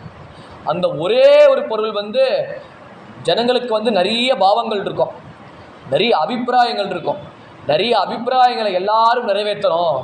அதை நிறைவேற்றுறதுக்காக அந்த ஒரே ஒரு பரம்பொருள் என்ன பண்ணுறான்னா விசித்திரமாக ரெண்டு ரூபமாக டிஃப்ரெண்ட்டாக இருக்கிற மாதிரி இருக்கும். வாஸ்தவமாக ஒரே ரூபம் தான். அந்த ஒரே ரூபத்தை வந்து தன்னை வந்து டிஃப்ரெண்ட்டாக காட்டிக்கிறார். டிஃப்ரெண்ட்டாக மேனிஃபெஸ்ட் ஆகிற பிரயோஜனம் என்ன? வந்த ரெண்டு பக்தர்கள் வந்து ரெண்டுமே ஒன்று புரிஞ்சுக்கிறதுக்காக வந்து ஒருத்தர் வந்து ரெண்டாக ஆகிறார். அப்படி அது ரெண்டுமே யாருன்னா ஹரிஹரன். ஆனால் செய்கிற வேலை என்னென்னா ஒரே வேலை தான். தஸ்கரானாம் பத்தகே நமஹா அப்படின்னு திருடுற தலைவராக இருந்து நம்ம பாப்ப மூட்டை அத்தனையும் எடுத்துன்னு போயிடுவார். அதுதான் வந்து தயாசுத்தகத்தில் சொல்கிறார். அகமஸ்ய அபராத சக்கரவர்த்தி கருணேத்வம் ச கிரகேஷு சார்வபூமி விதிஷிஸ்வ ஈதிஷிஸ்வயம்மா விஷசைலேஸ்வர பாதசா குருத்துவம் அப்படின்னு தயாசதகத்தில் வந்து திருப்பதி பெருமாளை பார்த்து சொல்கிறார். ஹமஸ்ய அபராத சக்கரவர்த்தி தேசிகர், நான் நிறைய அபராதங்கள் பண்ணியிருக்கேன். ஒன்று இல்லை 100 கூட இல்லை, ஆயிரக்கணக்கான அபராதங்கள் பண்ணியிருக்கேன். கருணேத்வம் ச கிரகேஷு சார்வபௌமி, அதனால் பெருமாளே நீ சார்வபௌமனாக இருக்க, நீ தான் சம்ராட். சாக்னேஷ் அபிக்னஸ்வராட்டு பாகவதம் சொல்கிற மாதிரி உன்னை டிஃபைனே பண்ண முடியாது. உன்னோட ராஜ்யத்துக்கு அழிவே கிடையாது. என்னமோ நெப்போலியன் உலகத்தை ஆட்டி படைச்சா, அலெக்சாண்டர் உலகத்தை ஆட்டி படைச்சான்னு அப்படின்னு ஹிஸ்ட்ரியில் படிக்கிறோம், புக்ஸ் நிறைய படிக்கிறோம். அவர்கள் எல்லாருமே வந்து அவன் மரணத்தை பார்த்தா நான் ஒன்றுமே பண்ணலன்னு கையை காட்டிட்டு அவள் சமாதி கட்டிட்டா, அவளுக்கே சமாதி கட்டிட்டா. ஆனால் பகவான் என்ன, அப்போது ராஜாவாக இருந்தால் ராஜாவாக இருந்தார். இன்னி வரைக்கும் அவர் தான் ராஜா. சாத்தேஷ் அபிக்னஸ்வராட். அதனால சார்வபௌமி, அப்பேற்பட்ட திருப்பதியை மட்டும் நீ ராஜா இல்லை, லோகத்துக்கே நீ ராஜா, உலகத்துக்கே ராஜா. 7 மேல் லோகத்துக்கு நீரா ராஜா, 7 கீழோகத்துக்கு நீரா ராஜா. கருணேத்வஞ்ச கிரகேஷு சார்வபௌமி, இல்லை கருணை காட்டுப்பா. ஈதிஷிஸ்வயம்மா, அதனால என்னை நீ ஏற்றுக்கோ. என்னை நீ ஏற்றுக்கிறதுனால வந்து எப்படி ஏற்றுக்கணும்னா விசேலேஸ்வர பாதசாத் குருத்துவம். என்னை நீ வந்து இப்போ என்னோட தோஷம் இருக்கேன் அப்படின்னு அந்த லெவலேஷன் தாட்சண்ய புத்தியோடு நீ பார்க்காத, அப்படின்னு கர்மாவை அடிப்படையாக வச்சுட்டு என்னை விளக்காத, என்னை நிராகரிக்காத. உன் கருணையை காட்டுப்பா. உன் கருணை தான் தயாதேவின்ற. அந்த கருணையான தயாதேவி வந்து என் மேலே புகட்டு. எப்போ நீ என் மேலே புகட்டுறியோ அப்போ வந்து உன் கருணைக்கு சத்பாத்திரமாகிடுவேன். அப்படி சத்பாத்திரமானா அப்போ தான் உன்னை வந்து நல்லா அனுபவித்து பக்தி பண்ண முடியும் அப்படின்னு வந்து பெருமாளோட பருத்தத்தை வந்து தேசிகர் காட்டுறா. இந்த பக்கத்தில் வந்து பரமேஸ்வரனோட வேலை வேதமே ஸ்ரீருத்ரம் காட்டுறது, இப்படின்னு ரெண்டுமே இருக்கார். அதே தான் முருகனும். மகா பாப்பச்சோரே, நம்ம பாபத்தை எடுக்கிறார். அப்புறம் முனீந்திரானுகூலே சுகந்தாக்கிய செயலே, அப்படி முனிகளுக்கு அனுகூலமாக இருக்கிறதுக்காகவே வந்து மலையில் சேவை சாதிக்கிறார். அது ஒரு அர்த்தம். அப்புறம் என்னென்னா முனிகளோட ஹிருதயமான கமலத்தில் அவர் சேவை சாதிக்கிறார். அதான் முனீந்திரானுகூலே சுகந்தாக்கிய செயலே, அவரை சேவிச்சா அப்போ சுகந்த மலம் உண்டாகட்டும், அப்படியான சுகந்தாக்கிய செயலே. அப்படி முனிகளான பர்வதத்தில் வந்து முருகர் சேவை சாதிக்கிறதுனால அவரோட மனசுக்கு, அவரோட சரீரம் மனத்துக்கு வந்து சுகந்தத்துக்கு காரணம் என்ன? முனீந்திரானுகூலே சுகந்தாக்கிய செயலே அப்படின்னு நமக்கு மனசில் இருக்கிற சுகந்தத்தை கொடுக்குறார். அப்படி சுகந்தத்துக்கு முனிகளோட ஹிருதயத்துக்கு நீ வாசம் பண்ணுற, முனிகளுக்கு திருப்திப்படுத்துறதுக்கோசரம் நீ மலையில் வாசம் பண்ணுற. ஆனால் நமக்கு எப்படி? குஹாயாம் வசந்தம் சுபாசா லசந்தம், நீ யாருக்கும் வந்து வெளியிட மாட்ட, அதனால நீ குஹாயாம் வசந்தம். அப்புறம் எப்போதுமே நீ குகையிலேயே இருக்க, அதனால குஹாயாம் வசந்தம். அப்புறம் இன்னொன்று, நீ வந்து அது குருவோட பரத்துவத்தை காட்டுற. அந்த குருவோட தத்துவத்தை வந்து அதான் குரு பரத்தே சாதனாயி அப்படின்னு அபங்கத்தில் சொல்கிற மாதிரி குருத்யாயி குரு பரத்தே சாதனாயி. அப்படி குரு சேவாச்சா சங்கல்ப ஏச்சி மாஜே பூர்ண தப்பு அப்படின்னு அந்த அபங்கத்தில் காட்டுறல. அதில் என்ன காட்டுறான்னா குருவோட மகிமையை காட்டுறாரு. அந்த குருகாயி குருத்யாயி, அந்த குருவே தியானம் பண்ணேன். அந்த குரு தியானம் பண்ணினா சொபாசா வசந்தம், குஹாயாம் வசந்தம் சொபாசா வசந்தம். அதுவே வந்து ரேடியேஷனுக்கு காரணம். ஏதோ ஒளிவட்டம் வெளியில் வரணும்னு அவசியம் இல்லை. ஹிருதயம் அப்போ தான் வந்து திரவிக்கும். அந்த ஹிருதயம் திரவிச்சா உடனே மனசுலேருந்து ஈரம் வரும். அந்த ஈரமோட பெருக்கு தான் பக்தின்ற. அதான் காதலாகி கசிந்து கண்ணீர் மல்கின்ற. பக்தினா வந்து இந்த தியானம்னா அப்படியே வெறப்பாக இருப்போம். சும்மா முறைச்சுண்டு ஹரே ராமா சொல்கிறது இல்லை. அந்த ஹரே நாமாவில் என்ன இருக்குது, அந்த ஹரேனா பகவானை வந்து ஈவோக் பண்ணுற, ஹரே ராமா அப்படி ராமபிரானை கூப்பிடுற, ஹரே ராமான்னு அதில் என்ன அர்த்தம்னா நம்ம ராமரை கூப்பிட்றோம். அப்படி ராமரோட வேலை என்னென்னா நம்ம நாமத்துக்கு மேலே பகவான் மேலே இன்ட்ரெஸ்ட்டை உண்டாக்கணும். அதுதான் ரமிக்கும்படியாக ரமயதி ராமஹா அப்படி வசிஷ்டர் பேர் வச்சா மாதிரி. எதனால பேர்னா நம்மளை ஆக்கர்ஷணம் பண்ணுறதுக்கு தான் அந்த நாமத்தோட பரத்தம். அதனால் ஹரே ராமான்னு நம்ம சொல்கிறோம். அதுக்கப்புறம் என்ன ஆகுன்னா அந்த நாமம் நம்மளை ஆக்கர்ஷணம் பண்ணோம். அந்த நாமம் வந்து நம்ம வாக்கு விட்டு போகாமல் இருக்கணும்னா அதுக்கு கிருஷ்ண நாமத்தை சொன்னோம். ஹரே கிருஷ்ண கிருஷ்ண கிருஷ்ண ஹரே ஹரே அப்படின்னு அந்த கிருஷ்ண நாமத்தையும் சேர்த்து சொல்கிறோம். அப்படின்னு இந்த குருவோட ஞாபகம் என்னென்னா, அந்த குருவோட ப்ரெசன்ஸ் என்னென்னா நம்மளை வந்து வாழ வைக்கும். நம்மளை வந்து ஹிருதயத்துக்குள்ளே அந்த அளவற்ற ஆனந்தத்தை உண்டாக்கும், அழகத்தில் அந்த தெளிவு உண்டாக்கும், அந்த ஆத்திரம், அந்த ஈரம் வரும். அந்த வீரமோட பெருக்கு தான் வந்து பக்தி. அதுதான் குஹாயாம் வசந்தம் சுபாஷா வசந்தம். நமக்கு ரகசியமாக இருப்பார். அவரோட சக்தி வேறு யாருக்கும் தெரியாது. அதான் சாதுக்கள். வெளியில் பார்த்தா குழந்தையாக இருப்பார், குழந்தையோட கூட விளையாடிட்டு இருப்பார்.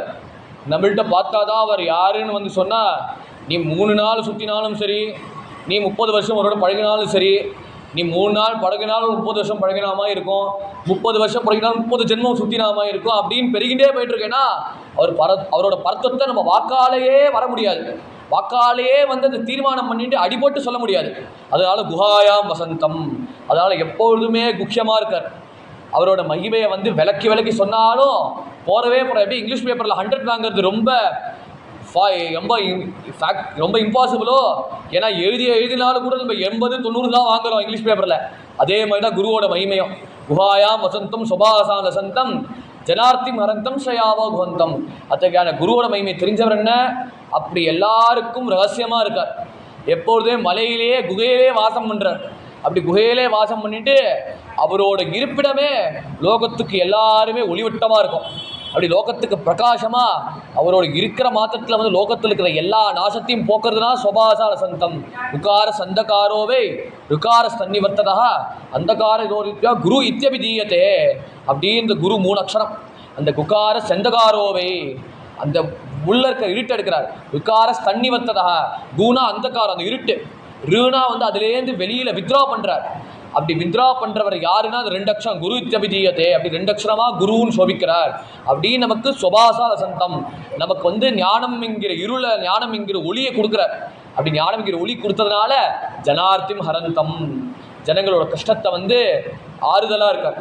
க்ஷயாமோ குவந்தம். அத்தகையான முருகப்பெருமான் ஆசிரியிச்சா, இத்தனை லட்சணங்கள் பொருதிய முருகப்பெருமான் ஆசிரியிச்சா ஜனங்களோட கஷ்டங்கள் நீக்கும் அப்படின்னு 5ஆவது ஸ்லோகத்தில் சொல்கிற. 6ஆவது ஸ்லோகத்தில் 7ஆவது ஸ்லோகம். அப்புறம் வந்து மேலே முருகப்பெருமானோட பெருமையை சொல்கிறார். ஏன்னா பொதுவாக வந்து இந்த முருகப்பெருமான் பெருமை என்னென்னா வந்து அவர் வந்து குருநாதரன் அப்படின்னு காட்டுறது எங்கன்னா வந்து அருணகிரியார் சொல்கிறார். ஜபமாலை தந்த சத்குருநாதா திரு ஆவினங்குடி பெருமாளே அப்படின்னு அருணகிரியாரோட பாவம். அவரோட பாவம் என்ன, யா மோதிய கல்வியும் வேறதும் தானே பெறவே தந்தனையா அப்படி கந்தரபூதியை சொன்ன மாதிரி யா மோதிய கல்வியும். இத்தனை படித்தது பிரயோஜனம் என்ன, முருகப்பெருமான் ஆசிரியிக்கிறது தான். அந்த முருகப்பெருமான் என்ன பண்ணா, செம்மான் மகளை திருடும் திருடன் பெம்மான் முருகன் பிறவான் இரவான் சும்மா இது சொன்னல என்னறவே அம்மா பொருள் ஒன்று அறிந்திருந்தேன் அப்படின்னு அவனோட பாவத்தை சொல்கிறார். செம்மான் மகளை திருடும் திருடன் அப்படின்னு வள்ளி என்ன பண்ணாருன்னா பக்தினாலேயே வசப்படுத்திட்டார். அந்த வள்ளி வேற யாரும் இல்லை, நம்ம தான் வள்ளி. ஏன்னா வள்ளின்னா அக்குற மரளிடன் அச்சிறு முருகனே அத்தனை மகனும் பெருமானேன் அப்படின்னு பிள்ளையார் அருகரியார் போற்றி பண்ண மாதிரி அந்த வள்ளி கல்யாணத்துக்கு காரணம் பிள்ளையார் தான். அப்படி பிள்ளையார் வந்து வள்ளி காரணம். அது பிள்ளையார் வேறு யாரும் குருநாதர் தான். எப்படி ஆஞ்சநேயர் வந்து ராமர் சீதையை சேர்த்து வச்சாரோ அந்த மாதிரி பிள்ளையார் வந்து இந்த வேலையை செஞ்சார். வள்ளியும் முருகனும் சேர்த்து வைக்கிறது. முருகர் வந்து பரமாத்மா, வள்ளி வந்து ஜீவாத்மா. அந்த வள்ளியும் என்னென்னா ஆச்சாரம் கிடையாது. எப்பேற்பட்ட குரலியோட மகளாக பிறந்திருக்க. ஏன்னா வேற யாரும் இல்லை, அது லீலை. 2 பேர் யாருன்னா சாட்சாத் மகாவிஷ்ணுவோட மகள். அதனால் மகாவிஷ்ணு மாமனார்னு ஒரு பக்கம் எப்படி சொல்லலான்னா அவர்களோட மகள்களை கல்யாணம் பண்ணுறதுனால விஷ்ணு பெருமாள் வந்து முருகருக்கு மாமா. அப்புறம் அதை காட்டிலும் தமிழே பவித்திரம் பராசக்தி புத்திரம் அப்பேற்பட்ட அம்பிகையோட புத்திரனாக இருக்கிறதுனால விஷ்ணு யாருன்னா அம்பாவோட அண்ணா. அப்படி அம்மாவோட பக்கம் இருக்கிறதுனால மகாவிஷ்ணு வந்து மாமா. அப்படியே மகாவிஷ்ணுவோட 2 கண்ணிலேருந்து 2 பெண் குழந்தை தோன்றினார். 2 பெண் குழந்தை தோன்றின உடனே ஒரு பெண் குழந்தை வந்து இந்திரன்ட்ட கொடுத்தார். இன்னொரு பெண் குழந்தை வந்து அப்படியே வந்து வனத்தில் வச்சுட்டார். அந்த வடத்தில் வச்சு அந்த குரலி தலைவன் வந்து வேடுவ தலைவன் வந்து எடுத்து வளர்த்தார். அப்படின்னு இந்திரனோட மகளாக ஜெயந்தின்னு இந்திரனோட மகளாக தேவசேனையை வந்து இந்திரன் செல்லமாக வளர்த்துன்னு குழந்தைய. அப்புறம் தாரகாசுரன் மதனார்த்தமாக வந்து பார்வதி பரமேஸ்வரர் விவாகம் நடந்து முருகப்பெருமான் வந்து முருகப்பெருமான் அவதாரம் பண்ணினார். அப்படி முருகப்பெருமான் அவதாரம் பண்ணின உடனேயே அவரோட வேல்னால பிரபோ தாரகாரே சதா ரட்சமாத்துவம் அப்படி தாரகாசுரனை வந்து வேல்னாலே சக்தி அஸ்திரத்தினால தாரகாசுரனை வந்து வதம் பண்ணிட்டார். அப்புறம் சிம்மமுக்கனை வதம் பண்ணிட்டு சிம்மமுக்கன் வந்து சமாபனம் கேட்ட உடனே இதுக்கு விமோசனம் என்ன ஒரே ஒருனா, நீ காளிக்கு வந்து சிம்ம வாகனமாக இருக்கணும். அது இன்னி வரைக்கும் வியாகரனா புலி வாகனமாக சிம்ம வாகனமாக அந்த அசுரன் இருக்கார். இப்படி முருகன் நிகரமன் அசுரன் தான். அப்படின்னு சிம்ம வாகனமாக வந்து முருகப்பெருமான் வந்து சிம்மமுக்கன் இருந்தார். அப்புறம் சூரபத்மனையும் வதம் பண்ணி தேவர்களுக்கு விஜயத்தை கொடுத்த வேகத்தில் என்ன பண்ணார்னா, இந்திரன் வந்து தன்னோட மகளான தேவசேனை விவாகம் பண்ணி கொடுத்துட்டார். அப்படி விவாகம் பண்ண என்ன சூக்ஷ்மம்னு காட்டா, முருகர் வந்து தேவசேனை விவாகம் பண்ணினார் அப்படின்னு என்ன சொல்கிறோம்னா, அதில் வைதிக முறையில் ஒருத்தர் கடைப்பிடிச்சவர், சதாச்சாரத்தில் கடைப்பிடிச்சவர், அவரோட நிச்சயில கடைப்பிடிச்சவர், விரதத்தை அனுஷ்டித்தவர், இந்த லட்சணம் உடையவர்கள் வந்து முருகரை வந்து கஷ்டப்பட்டு சமப்பட்டு இத்தனை கண்டிஷன் ஜெயிச்சுதான் வந்து அடைய முடியும். ஆனால் வள்ளியை பாரு, முருகர் வந்து குறத்தியாக வேஷம் போட்டு முருகர் வந்து இத்தனை விளையாட்டும் பண்ணி அப்புறம் யானையை விரட்டி சுலபமாக வள்ளியை வந்து லோர் பண்ணி அவளை விவாகம் பண்ணிட்டார். தேவசேனையை பாரு, தாரகாசுரனை வதம் பண்ணணும், சிம்மமுக்கனை வதம் பண்ணினோம், சூரபத்மனை வதம் பண்ணணும், கிரௌஞ்சாசனை வதம் பண்ணினோம், தேவர்களை திருப்திப்படுத்தின பலனாக முருகன் வந்து தேவசேனை கல்யாணம் பண்ணிட்டார். எவ்வளோ ப்ராசஸ் பார். இங்கே பார் 2 ப்ராசஸ் தான். என்னென்னா நம்ம பக்தியை சொல்கிறார். நம்ம பக்தி பண்ண என்ன ஆகுனா, பகவான் சுலபமாக நம்ம கொடுத்துருவா. அதான் நம்மாழ்வார் பட்டுடைய அடியவருக்கு எளியவன் பிறர்க்கு அரிய வித்தகன்றார் திருவாய்மொழியில். பட்டுடைய அடியவருக்கு எளியவன். நம்ம அடியவருக்கு ஒன்றும் தெரியாதவருக்கு என்ன பண்ணனா நாமா சொல்கிறோம். அந்த நாமா சொல்கிறதுக்காக நாமா சொல்கிறாரே ஆஹா ஆஹா அப்படின்னு முருகர் வந்து நமக்கு வசப்படுவார். அப்படி தான் வள்ளி கேஸில் வந்து வசப்பட்டுட்டார். தேவசேனை கேஸில் வந்து அனுஷ்டானம் படி ஒருத்தர் இருந்தால் தான் அவருக்கு இத்தனை சோதனை கொடுத்து அந்த சோதனையை வந்து சாதன பலத்தினால ஜெயிச்சுதான் பகவான் அடைய முடியும். அதை காட்டுறதுக்கு தான் வைதிக பக்தி வந்து தேவசேனை, சாமானிய பக்தி பிரேம பக்தி தான் வள்ளி. அதை 2 காட்டுறதுக்கு தான் வந்து நம்ம காட்டுற முருகப்பெருமான் 2 பேர் வள்ளி தேவசேனையாக நமக்கு சோபிக்கிறார். அத்தகையான முருகப்பெருமான் லசத் ஸ்வர்ணகேகே நினாம் காமதோஹே அப்படி லசத் ஸ்வர்ணகேகே அப்படி ஸ்வர்ணமயமாக நீ சோபிக்கிற. அப்படி ஸ்வர்ணமயமான மலையில் நீ வாசம் பண்ணுறதுனால நினாம் காமதோஹே கேட்ட ஜனங்களுக்கு எல்லாருமே வாரி வணங்குற. சுமஸ்தோப சஞ்சன்ன மாணிக்க மஞ்சே அதனால நீ வந்து பெரிய ஆபரணங்கள் சோபிக்கிற. அப்படி வைத்தீஸ்வரன் கோயிலில் செல்வமுத்துக்குமார சுவாமியாக நீ சோபிக்கிற. அப்படி எதனால் சோபிக்கிற, தேவர்கள் கொடுத்த ஆபரணங்கள் எல்லாரும் பூசிண்டு அப்படி சர்வாபரண பூஷித்தனா நீ இருக்க. அந்த காட்சி வந்து எழுத்தாப்புல திருச்செந்தூரில் பார்க்குறேன். அந்த அது பார்த்து தான் ஆச்சாரியர் சொல்லி எழுதுறார். சுபஸ்தோக சஞ்சன்ன மாணிக்க மஞ்சே சபுத்பத்தியதாதம் செகந்தம் கூட்டா சபுத்த சஹசிராக துல்லிய பிரகாசம். அவரோட சொரூபம் எப்படி இருக்குன்னா, 1000 சூரியன்கள் சேர்த்தா வந்து எப்படி இருக்குமோ, 1000 சூரியங்களோட கிரணம் சேர்த்தா எப்படி இருக்குமோ, அந்த சூரியனுக்கு சமானமா சூரியனுக்கு துல்லியமா நீ இருக்க அப்படின்னு. ஒரு சூரியன் பார்த்தா போறாது, 1000 சூரியன்களை சேர்த்து வச்சு பார்த்தா போறாது. அப்பேற்பட்ட ரூபம், அப்பேற்பட்ட ஒரு தேஜஸ் சதா பாவையே கார்த்திகேயம் சுரேஷம் அப்படின்னு நம்ம தேஜஸ்வியா நீ இருக்க. அந்த தேஜஸ் வந்து ஹிருதயத்துபடி இருக்கணும். அந்த முக தர்சனம் ஹிருதயத்தில் எப்பொழுதுமே சுப்பரிசிதமாக சோபிக்க வேண்டும் அப்படின்னு 8வது ஸ்லோகத்தை சொல்கிறார். ரணத்வம்சகே மஞ்சுலே அத்தியந்த சோனே மனோஹாரி லாவண்ய பீயூஷ பூனே மன ஷட்பதோமே பவத்தே சப்தா சதா மோததாம் ஸ்கந்ததே பாத பத்மே இப்படின்னு இத்தனை நாளாக முருகரோட சுரூபத்தை சொல்லிகிட்டே வரார். இங்கே எங்கே சொல்கிறாருன்னா மனசை சொல்கிறார். மனசே நீ பிருங்கமாக இருக்க, நீ வந்து பீயாக இருக்க, வண்டாட்டமாக நீ இருக்க. அது ஒரு புஷ்பத்தை இன்னொரு புஷ்பத்தை நோக்கி போயிட்டே இருக்கும். அது ஒரு அர்த்தம். உத்தவ கீதையில் வந்து பகவான் வந்து 24 குரு தத்துவத்தில் வந்து வண்டு வந்து என் குரு அப்படின்னு வந்து தத்தாத்திரேயர் சொல்கிறார். 2 அர்த்தம் எடுத்துக்கலாம். அந்த வண்டு முகத்தினால மூக்குனால அது அடிமையாக என்ன ஆகுதுன்னா, லட்சுமி நாட் ஃப்ளவரில் வந்து முகர போகும். ராத்திரி வேலையை பட்டுன்னு மூடிடும். அது பற்று மூடினால் அதனாலே அது காலகதி அடைஞ்சிடும், மூச்சு திணறி காலகதி அடைஞ்சிடும். இன்னொன்று என்ன, நிறைய சேர்த்து வைக்கும். அது நிறைய சேர்த்து வச்சு என்ன பண்ணோம், அதை வச்சே ஒரு கூடு கட்டிடும். அந்த கூடு கட்ட என்ன ஆகும், தோஷங்கள் நிறைய வரும். வந்த ஜனங்களுக்கு எல்லா கஷ்டமாக இருக்கும். ஜனங்க என்ன பண்ணுவா, ஆஹா நல்லபடியாக வந்து தேன் கிடைக்கிறது அப்படின்னு என்ன பண்ணுவா, அந்த தேநீர் இல்லாத இடத்துல பண்ணுவா கசக்கி பிழிஞ்சு நம்ம எல்லாரும் தேனை வந்து ப்ரொடியூஸ் பண்ணுவார். இப்படி நிறைய சேர்த்தா ஆகும், அதுக்கு வீடு இல்லாத இடத்துக்கு போயிடுத்துப்பார். நிறைய சேர்த்து வச்சா நம்ம கஷ்டங்கள் உண்டாகும் அப்படின்னு வண்டோட இது. இன்னொன்று என்ன, வண்டு வந்து ஒரு இடத்துல இன்னொரு இடத்துல வந்து சஞ்சாரம் பண்ணிட்டு இருக்கும். அப்படி தான் சன்னியாசி இருக்கணும். ஒன்று வாங்கினா இன்னொரு இடத்துல வைக்கணும், இன்னொரு இடத்துல அப்படின்னு ஒரு இடத்துல சஞ்சாரம் பண்ணிவிட்டு அது என்ன தேனை வந்து வாங்கினோம், தேனை முகர்ந்து பார்த்து அந்த தேன் சுகந்தத்தையே லயிச்சிருக்கணும் அப்படின்னு வண்டை சொல்கிறான். அப்புறம் நாலாவதுன்னா, வண்டுமா எங்கேயும் சஞ்சாரம் பண்ணிட்டு இருக்கக்கூடாது, எப்போதுமே ஒரு ஹிருதயமான இருக்கணும். அதை காட்டுறதுக்கு தான் வண்டு வந்து நமக்கு இத்தனை வியாக்கியானம் வந்து ஆண்கள் கொடுத்துட்டே வர. வண்டு நமக்கு எப்படி குருன்னு. அதில் இந்த மனசு வந்து வண்டாட்டமாக இருக்குது. அது ஒரு இடத்துலேருந்து இன்னொரு இடத்துல தாவிகிட்டே இருக்குது. அதான் வந்து ஞானேஸ்வர் மகாராஜ் ருணுஜுனுரே பிரமரா சாண்டித்தோ அவகுணரே பிரமரா அப்படின்னு ஞானேஸ்வர் சொல்கிற. ருணுஜுனுரே பவரா பிரமரா, வண்டே நீ ஒரு இடத்துல இரு. என்ன பண்ணணும்னா, நீ சுற்றி இருக்கிற பூக்களோட சுகந்தத்தை நீ நாடாத. எப்பொழுதுமே வந்து யுகே அட்டாவீசம் இப்படி யுகங்களாக இத்தனை யுகமாக இத்தனை வருஷமாக வந்து நின்றுட்டு இருக்காரு. இடுப்பில் கையை வச்சு நிற்கிறாரு. இடுப்பில் கை வச்சு நிற்கிட்டு எல்லாரையும் சோபிக்கும்படியா, எல்லாரும் ஆக்கர்ஷிக்கும்படியா இருக்காரு. இத்தனை வருஷம் நமக்காக வெயிட் பண்ணுறாரு. அந்த பாண்டரங்கிற ஒரு திருவடியில் இருக்கிற மலர் இருக்குல்ல, அந்த மலரை போய் முகரு. அந்த மலரை நீ முகழ்ந்தா அதுதான்ப்பா குணம். மற்ற மலர்களை நீ முகழ்ந்தா அது அவகுணம் அப்படின்னு ஞானேஸ்வர் மகாராஜ் சொன்ன மாதிரி இதே விஷயத்தை தான் சொல்கிறார். அவர் மராத்தியில் சொல்கிற, சம்ஸ்கிருதத்தை சொல்கிறார். மனசத்பதோமே பவர்க்லேசம்தா. அதனால் மனதாகிற வண்டு நீ முருகரையே ஸ்மரணம் பண்ணு. அந்த முருகரோட பாதத்தில் இருக்கிற பத்மத்தை நீ வந்து அதில் இருக்கிற தேனை வந்து நீ முகழ்ந்தா அது உனக்கு வந்து உன் வாழ்க்கைக்கும் உன் வாழ்க்கையில் இருக்கிற ரணத்வம்சக்கே மஞ்சுளே தெரிஞ்சுச்சோனே அப்படின்னு சேராட்டமாக வாழ்க்கை இருக்குது. அப்படி சேராட்டமாக வாழ்க்கை இருக்கிற இந்த அதுலேருந்து விடுதலை பெற்றுக்கொள்ளணும்னா மனசுங்கிற வந்து நீ வந்து முருகனோட திருவடி கமலத்தில் வந்து அந்த திருவடி கமலத்தில் இருக்கிற தேனை நீ வந்து தேன் சுகந்தத்தை நீ ஏற்றுண்டா அதுவே உனக்கு விமோச்சனம் ஆகிடும் அப்படின்னு சொல்கிற.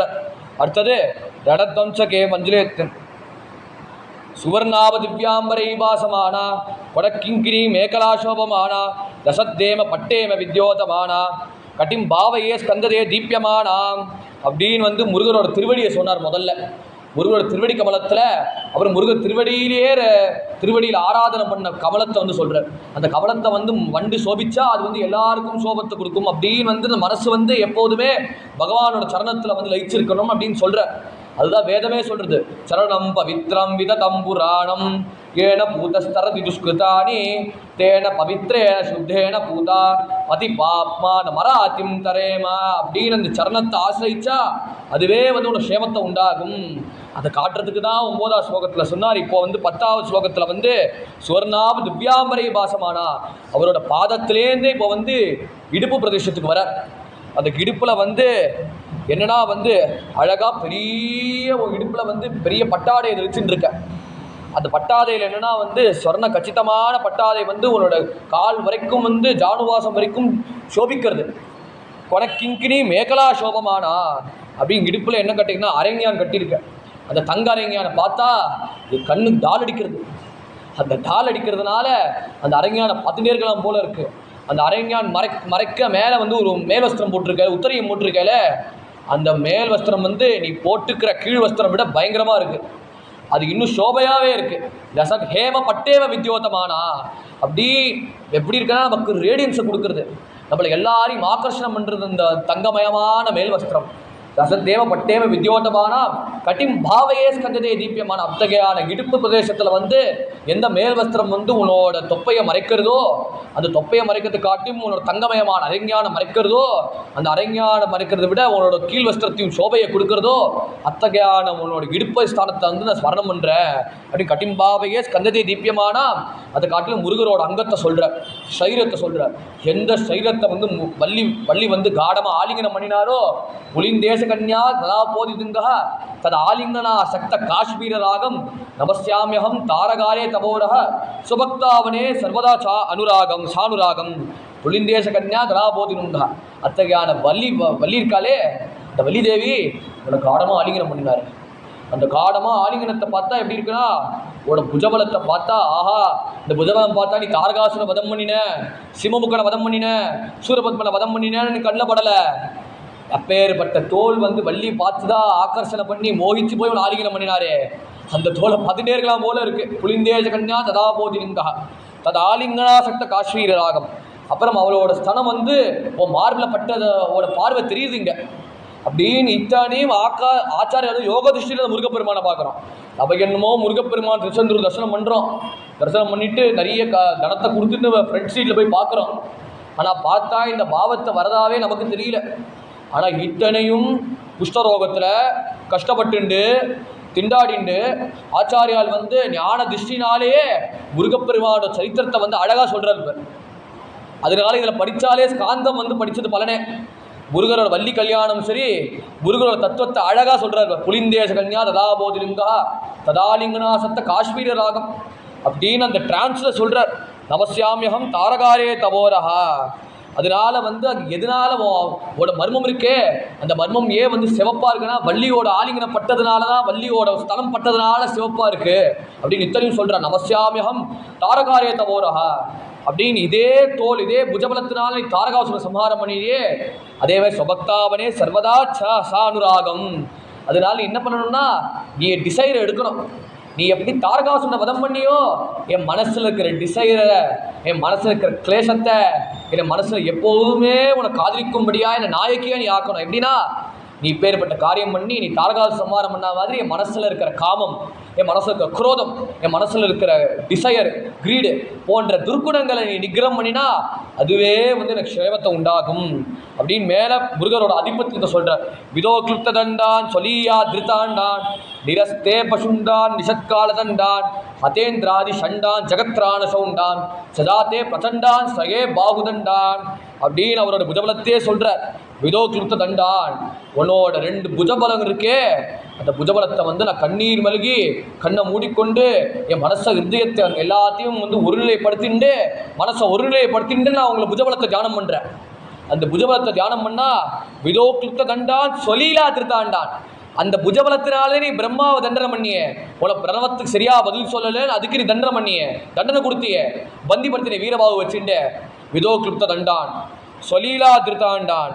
அதனால நீ விளையாட்டா உலகத்தையே நீ ஆட்டி படைச்சியே உன்னோட வேல்னால. அதான் நான் என் செய்யும் வினை நான் என் செய்யும் கோல் என் செய்யும் குணை செய்யும் குமரேசன் இருந்தால் போன் அப்படின்னு அருணகிரியார் கந்தமகாரத்தில் சொன்ன மாதிரி உன்னோட வேல் பலத்தினாலேயே, உன்னோட ஞானம் என்கிற வேல் சக்தினாலேயே உலகத்தையே நீ விளையாடுறியே, எல்லா ஜனங்களையும் வச்சு விளையாடுற. எப்படி சிலந்தி சுற்றி ஈ பூச்சிகளாக அதுவே வளையல் உண்டாக்கி எல்லா ஈ மாட்டிக்கும்படியாக வைக்கும். அப்புறம் காலம் ஆயிடுச்சு, டைம் ஆயிடுச்சுன்னா மொத்த வலையும் தான் வாயில் போட்டுட்டு மாட்டின்ற ஈக்களோ சுற்றி இருக்கிற எல்லா பூச்சிகளும் கபலீகரணம் பண்ணி எல்லாத்தையும் தான் மனசுக்குள்ளே உடம்புக்குள்ளே அடக்கிக்குமோ அதே மாதிரி பகவான் பண்ணுறார். இந்த பிரளயத்தை பகவான் உண்டாக்குறார். இந்த பிரளயத்தை உண்டாக நம்மளா என்ன பிளேயர்ஸ் அப்படின்னு ஒரு ட்ராமா பகவான் உண்டாக்குறார். நம்மளா ஆக்டர்ஸ், நீங்களும் கோ ஆக்டர்ஸ். அந்த ஒருத்தரோட லைஃப் பார்த்தா ஒருத்தர் லைஃப்பில் அவன் தான் ஹீரோ, உங்கள் லைஃப்பில் பார்த்தா நீங்கள் ஹீரோ அப்படின்னு எல்லாரும் லைஃப்பில் ஏற்ற மாதிரி ஒரு சீரியல் ஒன்றும் இல்லை, நூற்றுக்கணக்கான லட்சக்கணக்கான சீரியல் பகவான் ஜென்ரேட் பண்ணுறார் இந்த உலகத்தை, இந்த ஸ்டேஜை. All the world is a stage and all men and women merely players அப்படின்னு ஷேக்ஸ்பியர் சொன்னார். இது வேத வாக்கியம் தான். இந்த வேத வாக்கியத்தை தான் அவன் இங்கிலீஷில் அழகாக டிரான்ஸ்லேட் பண்ணி கொடுத்துருக்காரு. அப்படின்னு இந்த உலகத்தை ஸ்டேஜை உண்டாகிறார். இந்த உலகம்ங்கிற ஸ்டேஜை உண்டாகிற பிரயோஜனம் என்ன? நம்மளை ஒரு குருகிருப்புக்காரன் நம்மளை ஒரு பொம்மலாட்டமாக வச்சுன்னு விளையாடுறார். அப்படி பொம்மலாட்டமாக வச்சு விளையாடுறதுனால ஒருத்தர் மோதிர வைக்கிறார், ஒருத்தரோட சேர வைக்கிறார். இப்படி நிறைய டிரான்சாக்ஷன் ஆஃப் லைஃப் நடக்கிறது.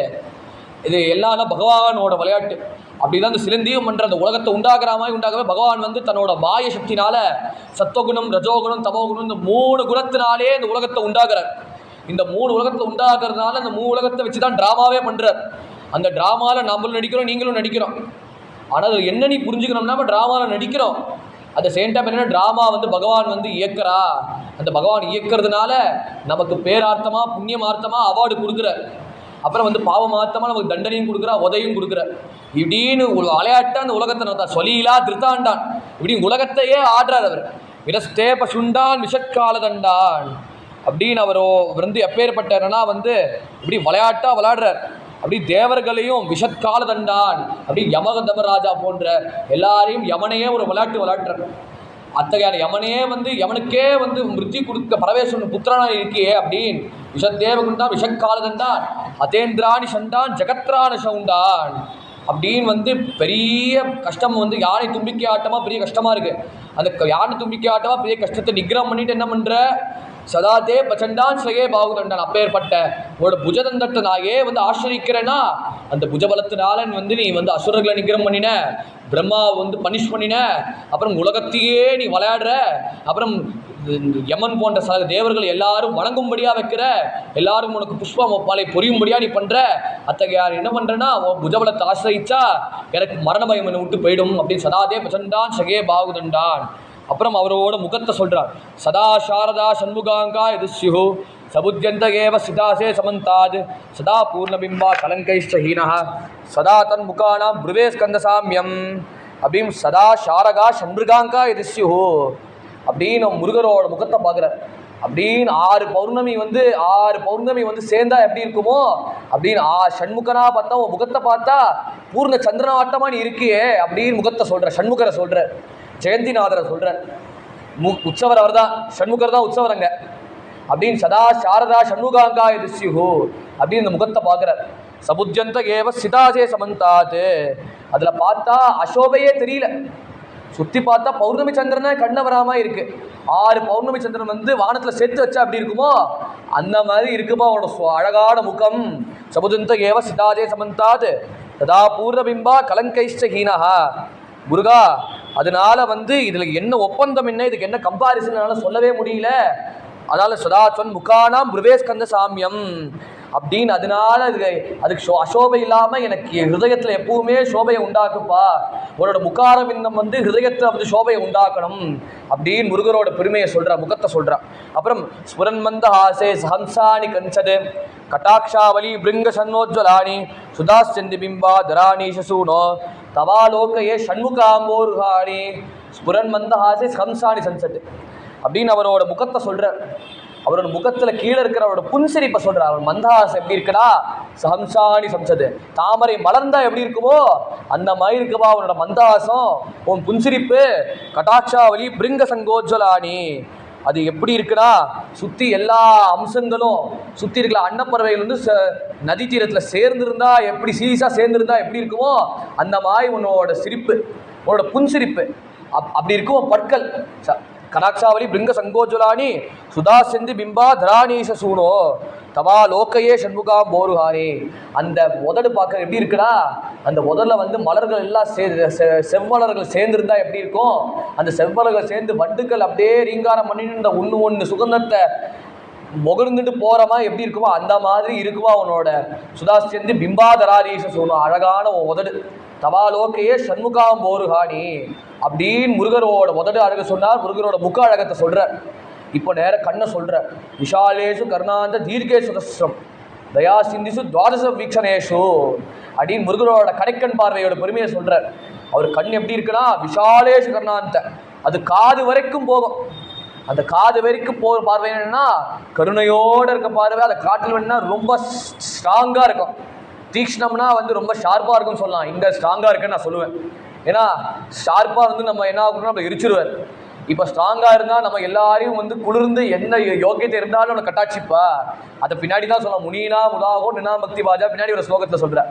அதனால விஷாலேஷு கர்ணாந்த தீர்க்க சதஸ்ரம் அப்படின்னு ரொம்ப ஸ்ட்ராங்காக காது வரைக்கும் அவரோட கண் பார்வை போகிறது. தயா சிந்திசு துவாதச வீக்ஷணேஷு அப்படின்னு ஒரு கண் இல்லை 6 முகங்கள். அந்த 6 முகங்கள் இருக்கிற 12 கண்கள் இங்கங்க அப்படி காது வரைக்கும் நீட்டின்ண்டே போகிறது. அந்த காது வரைக்கும் நீட்டி போகிறது எப்படி இருக்குன்னா எனக்கு பார்த்தா பயம் வரல. உன்னை பார்க்கணுமே, உன்னை பார்க்கணுமே, உன்னை அனுபவிக்கணுமே, உன்னை பக்தி பண்ணணுமே அந்த மனசில் இருக்கிற விரகம் வருது எனக்கு. அதை பார்க்க பார்க்க பார்க்க பார்க்க ஜனமா போறாதா அப்படின்னு இந்த தாபம் உன்னை பார்த்தாலே போகிறது. அப்படி இன்னும் பார்க்கணும் பார்க்கணும்னு கூடுதல் ஜாஸ்தியாது. மகிஷ கட்டாட்ச சகி பார்த்துச்ச அந்த ஒரு கடைக்கண்ணு என்ன பண்ணா, அந்த குறைக்கண்ணு பார்வை அவரோட பிரயோஜனம் என்ன? அது ஒரு பார்வை அப்படி நிமித்து பார்த்தா என்ன ஆகும்? பவேதே கயாசீச காணாமஹானிஹி, இதனால என்னப்பா கஷ்டம் வரும், இதனால என்ன நீ கஷ்டப்படுவ? அப்படி முருகரோட 12 கண்கள் 12 திருக்கண்கள் வந்து ஒரு மனுஷனை பார்த்தா, ஒரு மனுஷன் வந்து தன்னால் முடிக்க முடியாத காரியத்தை வந்து இப்படி கொசு அடித்தா மாதிரி சுலபமாக காரியத்தை முடிச்சிடுவார். பவேஜே கயா காணாம ஹானிஹி. இதுக்கப்புறம் வந்து அவரோட இது பெருமை. சுதாங்கோத் பபோபேஷு தீவேஷு சத்தா ஜபன் மந்திரமீடே உதாஜிக்ரதேயா ஜெகத்பாரபியோ ஜெகநாததேபியா கிரீட்டோ ஜொலேபியோ நமோ மஸ்தகேபியா சுதாங்கோத் பவோ மேஷி ஜீவேஷு ஷட்டா அப்படின்னு அவரோட கண்ணை சொன்னார். இப்போ அவரோட மகுடத்தை சொல்கிறார். நவரத்ன சொன்ன கச்சிதமான கிரீட்டத்தை சொல்கிறார். இப்படின்னு 6 தலைகள் இருக்குல்ல, அந்த 6 தலைகள் மேலே 6 மகுடங்கள், 6 கிரீடங்கள். அந்த 6 கிரீடங்கள் எப்படி இருக்குன்னா மின்னல் கொடி ஆட்டமாக சோபிக்கிறது. ஜபன் மந்திரமீடே உடாஜிக்கிறதேயா. அதை யார் ஜபிக்கிறாரோ, அதை யார் ஜபிக்கிறதுனால என்ன ஆகும்னா, அது 6 தடவை ஜபிச்சா வந்து பரமேஸ்வரன் வந்து அது முத்தம் கொடுத்தாரோ, அப்பேற்பட்ட பரமேஸ்வரன் முத்தம் கொடுத்த 6 கிரீடங்கள் ஜபன் மந்திரமீடே உடாஜிக்கிறதே. இன்னொரு அர்த்தம் என்னன்னா, அதை ஜபிச்சா என்ன ஆகும்னா வந்து சபலமாக வந்து பலன் கொடுக்குற. 6 தடவை யார் ஜபிச்சாரோ அதுவே பலனை கொடுக்கிறவர். ஜெகத்பாரபியோ ஜெகநாத தேபியா. எந்த பரமேஸ்வரன் 6 கிரீடத்தில் முத்தம் கொடுத்தாரோ அந்த முத்தம் கொடுத்த பிரயோஜனம் என்ன? 6 உலகத்தை தன்னோட புஜபலத்தினால 12 தோள்கள்னால வந்து தாங்குறாரோ. விரிக்குத்துணை திரு மென்மலர் பாதங்கள் மெய்மெகுண்டா ஒழிக்குத்துணை முருகா என்றும் நாமம் கந்தனகாத்த சொன்ன மாதிரி. அதனால நம்ம கவலைப்படுறதுக்கு விசேஷமே இல்லை. நீ வந்து பெரிய கஷ்டம், உன்னால் தூக்க முடியல, 2 கைகளால் இந்த சரீரத்தை தாங்க முடியல, என்னால் காரியத்தை நடத்த முடியலன்னு அப்படின்னு கவலைப்படாத. முருகர்கிட்ட கையை கொடு. நீ முருகப்பெருமான்கிட்ட கையை கொடுத்தா அவர் 6 தலையினால் வந்து சுமையை தாங்கிப்பார். 2 கையால் தாங்க முடியல, 2 பிஞ்சு கைகளாக தாங்க முடியலனா அவர் 12 தோலை எக்ஸ்டெண்ட் பண்ணுவார். 12 தோள்களை எக்ஸ்டெண்ட் பண்ணிட்டு வர சமத்தை பகவான் வந்து லேசாக வந்து தூக்கிடுவார். அந்த வர சமத்தை முருகப்பெருமானே வரலன்னா செங்கோலும் மயூரமே அப்படின்னு அவரோட செங்கோல் வரும். செங்கோல் குக்குட துவஜம் வரும். அப்புறம் மயில் வந்து காப்பாற்றும். அப்புறம் ஒரு சக்தியான வேல் வரும் காப்பாற்றுறதுக்கு. அப்படி அருகுகிரியா சொன்ன மாதிரி அந்த ஜெகத்பாரபியோ ஜெகநாதேபியா கிரீட்டோ உஜ்வலேபியோ நமோ மஸ்தகேபியா. அத்தகையான அவரோட கிரீட்டத்துக்கு நமஸ்காரம். மேலே ஸ்புரத்தத்ன கேயூரஹாரா விராம சலக்குண்டரஸ்ரீ ரசக்கண்ட பாக கட்டௌ பீட்டவாசா கலேசாது சஷ்டி புராஸ்தா மமாஸ்தா புராயே ஸ்தனூஜா. அப்படி ஸ்புரத்தத்ன கேயூர ஹாராபிராமஹா அப்படின்னு வந்து அவர் கருத்து பிரதேசத்துக்கு வரார். அந்த கழுத்து பார்த்தா நிறைய முத்துமணி மாலை சர்வாபரண பூஷித்தனா இருக்க. சலக்குண்டலசி ரசக்கண்ட பாகா அப்படின்னா இத்தனை சர்வாபரண பூஷித்தனா இருக்கார். எல்லாரும் சோபிச்சுன்னு இருக்கா. காதில் இருக்கிற குண்டங்களை பார்த்தா எப்படி இருக்குன்னா, அப்படி காதில் குண்டங்களும் அதுவும் சோபிக்கிறது. கழுத்தில் இருக்கிற கருத்துல ஆபரணங்களை விட காது நல்லாவே சோபிக்கிறது. கட்டோ பீத்தவாசா கரேசாரு சக்தி அப்படின்னு தன்னோட இடுப்பில் வந்து கதோ பீட்டவாசா அப்படின்னு இடுப்பில் வந்து மஞ்சள் கலர் துணி போட்டிருக்கார். அப்படி மஞ்சள் கலர் துணி போட்டு எப்படி இருக்காருன்னா புராஸ்தா மமாஸ்தாம் புராரே ஸ்தனூஜா. அத்தகையான பரமேஸ்வரனை வந்து சம்ஹாரம் பண்ணிய திபுர சம்ஹாரத்தினால் நீ வதம் பண்ணியே. அத்தகைய சிவகுமாரனை சோபிக்கிறியே. கையில் வந்து என்னன்னா கதோ பீத்தவாசா கரே சாரு சக்தி புராஸ்தா மமாசா புராரே சனுஸ்தா கரே சாரு சக்தி. அப்புறம் அழகா வந்து சோபிக்கிற. இதை காட்டிலும் கையில் அந்த வேல் வச்சிருக்கியே, அந்த வேல் உன்னை விட அழகா இருக்கு அப்படின்னு முருகரோட நாமத்தை வந்து அங்கரூபமா வந்து இப்போ சொல்லிட்டே வந்தார். அப்படி அங்கரூபமாக சொன்ன உடனே என்ன ஆகும்னா இத்தனையும் வர்ணிச்சுட்டு வந்தார். அங்கரூபமாக வந்து நம்ம கண்ணில் தியானிக்கும்படியாக வந்து கொண்டு வந்தார். அது நம்மளால் முடியல. நம்மளால் வந்து அங்கமாக தியானிக்க முடியலன்னா அதுக்கு மார்க்கமாக ஆச்சாரியர் குருவாக சொல்கிறார். குமாரேஷ சூனோ குவஸ்கந்த சேனா பதே சக்திபானே மயூராதிரூட புலிந்தாத்மஜா காந்த பக்தாத்திஹாரிம் பிரபோ தாரகாரே சதா ரக்ஷமாம் துவம். குமாரேஷ சூனோ குவஸ்கந்த சேனா. குமாரேஷ அத்தகையான வந்து குமரனா இருக்கியே அப்படின்னு பரமேஸ்வரனுக்கு புத்திரனா நீ இருக்கியே குமாரேஷ. ஏஷசூனோ குஹா அப்படின்னு எல்லாருக்கும் நீ வந்து அந்தரங்கமாக இருக்க. அதை காட்டிலும் வந்து எல்லாருக்கும் வந்து கூடமான பொருளாத்தமாக இருக்கே குஹா. ஸ்கந்தசேனா அப்பேற்பட்ட உயர்ந்த தோல் உடையவனாக இருக்கே. அப்பேற்பட்ட உன்னோட புஜபலத்தினால நீ அத்தனை தேவசேனையும் வந்து வசத்தில் வச்சிருக்கே. அதே சக்தி பாடி மயூராதிரூட. அத்தகையான கையில் வந்து எப்போதுமே வேலவரா நீ இருக்கியே. அப்படி வேலாயுதனா நீ இருக்கியே. பதே சக்தி பாணி மயூராதிரூட. அப்பேற்பட்ட மயில் வாகரனா இருக்கியே. புலிந்த ஆத்மஜா காந்த பக்தாத்திகாரியம். அப்படி நீ வள்ளி காந்தனா இருக்க. நீ வள்ளி காந்தனா இருந்து என்ன பண்ற? பக்த ஆர்த்திஹாரியம். இப்படி பக்தர்களோட கஷ்டத்தை நீ போக்குற. அப்படி பக்தர்கள் கஷ்டத்தை போக்குற எப்படின்னா, எப்படி தாரகாசு சமாரம் பண்ணியோ அது போல சுலபமாக என் கஷ்டத்தை நீ போக்குற அப்படின்னு முருகரோட நாமத்தை சொல்கிறார். அப்படி முருகரோட நாமத்தை சொன்ன உடனே நீ ஜபிச்சா என்ன பலன் அப்படின்னு ஆச்சாரியாலும் அனுபவிச்சார். நான் சில சங்கர விஜயத்தில் என்ன சொல்கிறாருன்னா, ஆச்சாரியார் வந்து முருகரை மனசால பிரார்த்தனை பண்ணினார். முருகரை மனசால பிரார்த்தனை பண்ணுறச்சு நித்தியம் பூஜிக்கிற தீட்சிதர் வருவா. ஏன்னா திருச்செந்தூரில் பார்த்தா தீட்சிதர்கள் தான் முருகரை வந்து அபிஷேகம் பண்ணுவா. அந்த தீட்சிதர் ரூபமாக முருகப்பெருமான் வந்து பிரம்மச்சாரியா வந்து என்ன பண்ணாருன்னா இலையில இருக்கிற விபூதியை கொடுத்தா. அதுதான் பத்திர விபூதின்னு பேர். அந்த பத்திர விபூதியை வந்து ஆச்சாரியார்கிட்ட கொடுத்தார். தன் நெத்தியில பூசிந்தார். பூசிச்ச உடனே வந்த புஷ்பரோகம் இருக்கிறன்னு தெரியாமே போயிடுச்சு. அப்படி அபஸ்மார் உச்சச்சயாய பிரமேயா ஜரோன்மாதி குல்மாதி ரோகான் மகாந்தா விசாசாச்ச சர்வே பவத் பத்திரபூதிம் விலோகக்ஷணா தாரகாரே திரவந்தே அபஸ்மாரச்சய அப்பிரமேயா அபஸ்மாரகுஷா. இப்படி நிறைய பேர் என்னென்னமோ சுபடி வித்தை பண்ணியிருப்பா. உன்னை வச்சுட்டு பிளீஸ்குடி ஏவின்னு இருப்பா. உன்னை வச்சு ஏதாவது பிளாக் மேஜிக் பண்ணுறா. அந்த பிளாக் மேஜிக்கு என்ன பதில்னா, அது நமக்கு ஜுரோன்மாதி ஜுரத்தை கொடுக்கும், உன்மாதி பைத்தியம் பிடிக்கும், ரோகான் சில கஷ்டங்கள் கொடுக்கும். கஷ்டங்கள்னா என்ன, சாரீரிகமான கஷ்டங்கள் மாத்திரம் இல்லை, மனம் உடைச்சல் இருக்கும், ட்ரௌமாவில் அவஸ்தப்படுவேன், இப்படின்னு நிறைய கஷ்டங்கள் இருக்குது. அப்புறம் அதை காட்டிலும் வந்து துர்தேவத்தை உபாசனை பண்ணிட்டு உன்னோட பணத்தை வந்து அடகமான வச்சு கொல்லி வைப்பான். அப்புறம் வந்து உன் ப்ராப்பர்ட்டியை பிடுங்கும்படியாக வந்து ஏதாவது திட்டம் பண்ணுவா, பிளாக் மேஜிக் பண்ணுவா. அதுலேருந்து விடுவிக்கணும்னா பிசாசாச்ச சர்வே பவத் பத்திர விபூதியும், அந்த இலை விபூதியை வச்சுக்கோ. அந்த இலை விபூதி தான் பத்திர விபூதின்னு பேர். அந்த பத்திர விபூதி திருச்செந்தூர் இன்னி வரைக்கும் உண்டு. அந்த பத்திர விபூதி வச்சுட்டா நமக்கு மனசில் கஷ்டங்கள் போகும், உடம்பு சரியாதவாள் வியாதிகளையும் எல்லாரையும் ஜீரணம் பண்ணும். அதை காட்டிலும் வந்து எல்லாருக்கும் இந்த மங்களத்தை கொடுக்கும். விலோகக்ஷனா தாரகாரிய திரவந்தி, அதை பார்த்த மாத்திரத்தில் சகல மங்களங்கள் உண்டாகும் அப்படின்னு ஆச்சாரியார் அனுபவிச்சு சொல்கிறா. ஏதோ வந்து கணக்கு வச்சு சொல்லலை, அதை கணக்கு வச்சு அது ஆச்சாரியர் வந்து முருகர் வந்து ஒரு தீட்சித ரூபமாக வந்து பிரம்மச்சாரியா வந்து இந்த பத்திர விபூதியை கொடுத்தார். அந்த பத்திர விபூதியை பார்த்த மாத்திரத்தை அவர் நெத்தியில தரிச்சது மாத்திரம் இல்லை, பார்த்த மாத்திரத்திலே அவருக்கு சகல புஷ்பலோகமும் போயிடுத்து. அப்படி நமக்கு எக்ஸ்பெரிமெண்டலாக காட்டுறாரு ஆச்சாரியார். அப்போதான் நம்ம நம்பி படிப்போம். அப்போதான் முருகன் மேலே அதை வற்ற பக்தியோடு நீ அனுபவிக்கிறோம் திருச்செந்தூரை. அதை காட்டி இத்தனையும் பகவான் வந்து ஆச்சாரியார் சொல்கிறார். இத்தனையும் ஆச்சாரியார் சொல்கிறதுக்கு சுலபமான முருகர் எப்படி தியானம் பண்ணணும் அப்படின்னு முருகரோட அவயங்களை தியானம் பண்ணினாலே போதும். நமக்கேக்கினே சக்த ஏச்சாபி துப்பியம் நமச்சாக துப்பியம் நமக்குக்குட்டாய நம சிந்தவே சிந்த தேசாய துப்பியம் புனஸ்கந்தமூந்தே நமஸ்தே நமோஸ்து நமக்கேக்கினி சக்தையே சாபி துப்பியம். முதல்ல யாரு நமஸ்காரம்னா நமக்கேக்கினே மயிலுக்கு நமஸ்காரம். முருகர் தரிச்சுன்னு இருக்காரே அந்த மயூராதி ரூடம், இந்த மயில் வாகனுக்கு நமஸ்காரம். நமச்சாகதுப்பியம் நமக்குக்குட்டாய. அடுத்தது யாருன்னா சாகனான இது ஆட்டுக்கு நமஸ்காரம். அப்புறம் நமக்குக்குட்டாய அது சேவல் கொடியா சோபிக்கிறாரே அந்த சேவலுக்கு நமஸ்காரம். அப்புறம் நம சிந்தவே சிந்து தேசாய துப்பியம். அந்த திருச்செந்தூரான கஷேத்திரத்தில் முருகர் எப்போதுமே சோபிச்சுட்டு இருக்காரு, இன்னி வரைக்கும் சோபிச்சுட்டு இருக்காரு. நம சிந்தவே அந்த சமுத்திரத்துக்கு நமஸ்காரம். சிந்து தேசாய துப்பியம் அந்த ஜலம் தொழிவு செந்திலான திருச்செந்தூருக்கு நமஸ்காரம். புனஸ்கந்தமூர்த்தே நமஸ்தே நமோஸ்து. அப்படி நமஸ்காரம் யாருக்குன்னா முருகப்பெருமான். திரும்ப திரும்ப நமஸ்காரம் பண்ண வேண்டும். ஏன்னா திக்க பார்த்தாலே முருகப்பெருமான் தெரிகிறா. அர்ஜுனனுக்கு எப்படி கிருஷ்ண தெரிஞ்சாலோ நம்ம புரஸ்தா அது கிருஷ்ணதஸ்தே நமோசுதே சர்வத ஏவ சர்வ அனந்த வீர அபித விக்ரமஸ்தம் சர்வம் சமாபுரோதி தோஷி சர்வா அப்படின்னு அர்ஜுனர் பார்க்குறார்.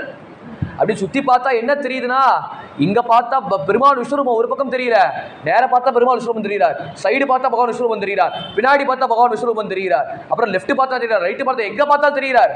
எங்கே பார்த்தா நமோஸ்தே சர்வதா ஏவ சர்வ இப்படி எல்லா இடத்துலையும் வியாபிச்சிருக்கிறதுனால அவரோட வீரியத்தை என்னால் வாக்கால் சொல்ல முடியலப்பா. அப்புறம் விக்ரமஸ்தம் பிரபாவத்தை சொல்ல முடியல. அப்பேற்பட்ட சர்வம் சமாப்னோசி அதோசி சர்வஹா. அதனால என்ன சொல்ல முடியும், எல்லாமே நீதான் அப்படின்னு அந்த கன்க்ளூஷன் அர்ஜுனன் வந்த மாதிரி இதே கன்க்ளூஷன் தான் அவர் சொல்கிறார். நமச்சா புனஸ்கந்தமூர்த்தே நமஸ்தே நமோஸ்து அப்படின்னு முருகப்பெருமான் நமஸ்காரம் பண்ணுறார். அப்படி முருகன் நமஸ்காரம் பண்ணுறச்சே உடனே நமக்கு க்ஷமாபணம் பண்ணுறார்.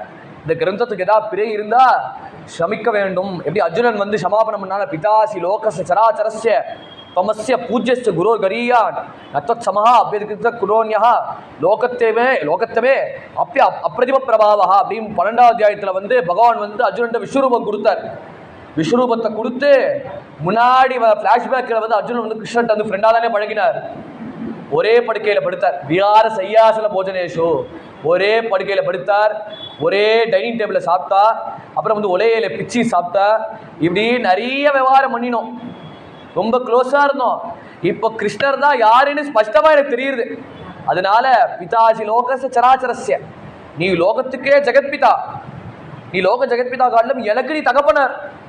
நீ வந்து கிருஷ்ணர்னு கிடையாது, நீ வாசுதேவர். எல்லா இடத்துக்கும் கூடமா அந்தரியாமையா நீ இருக்க.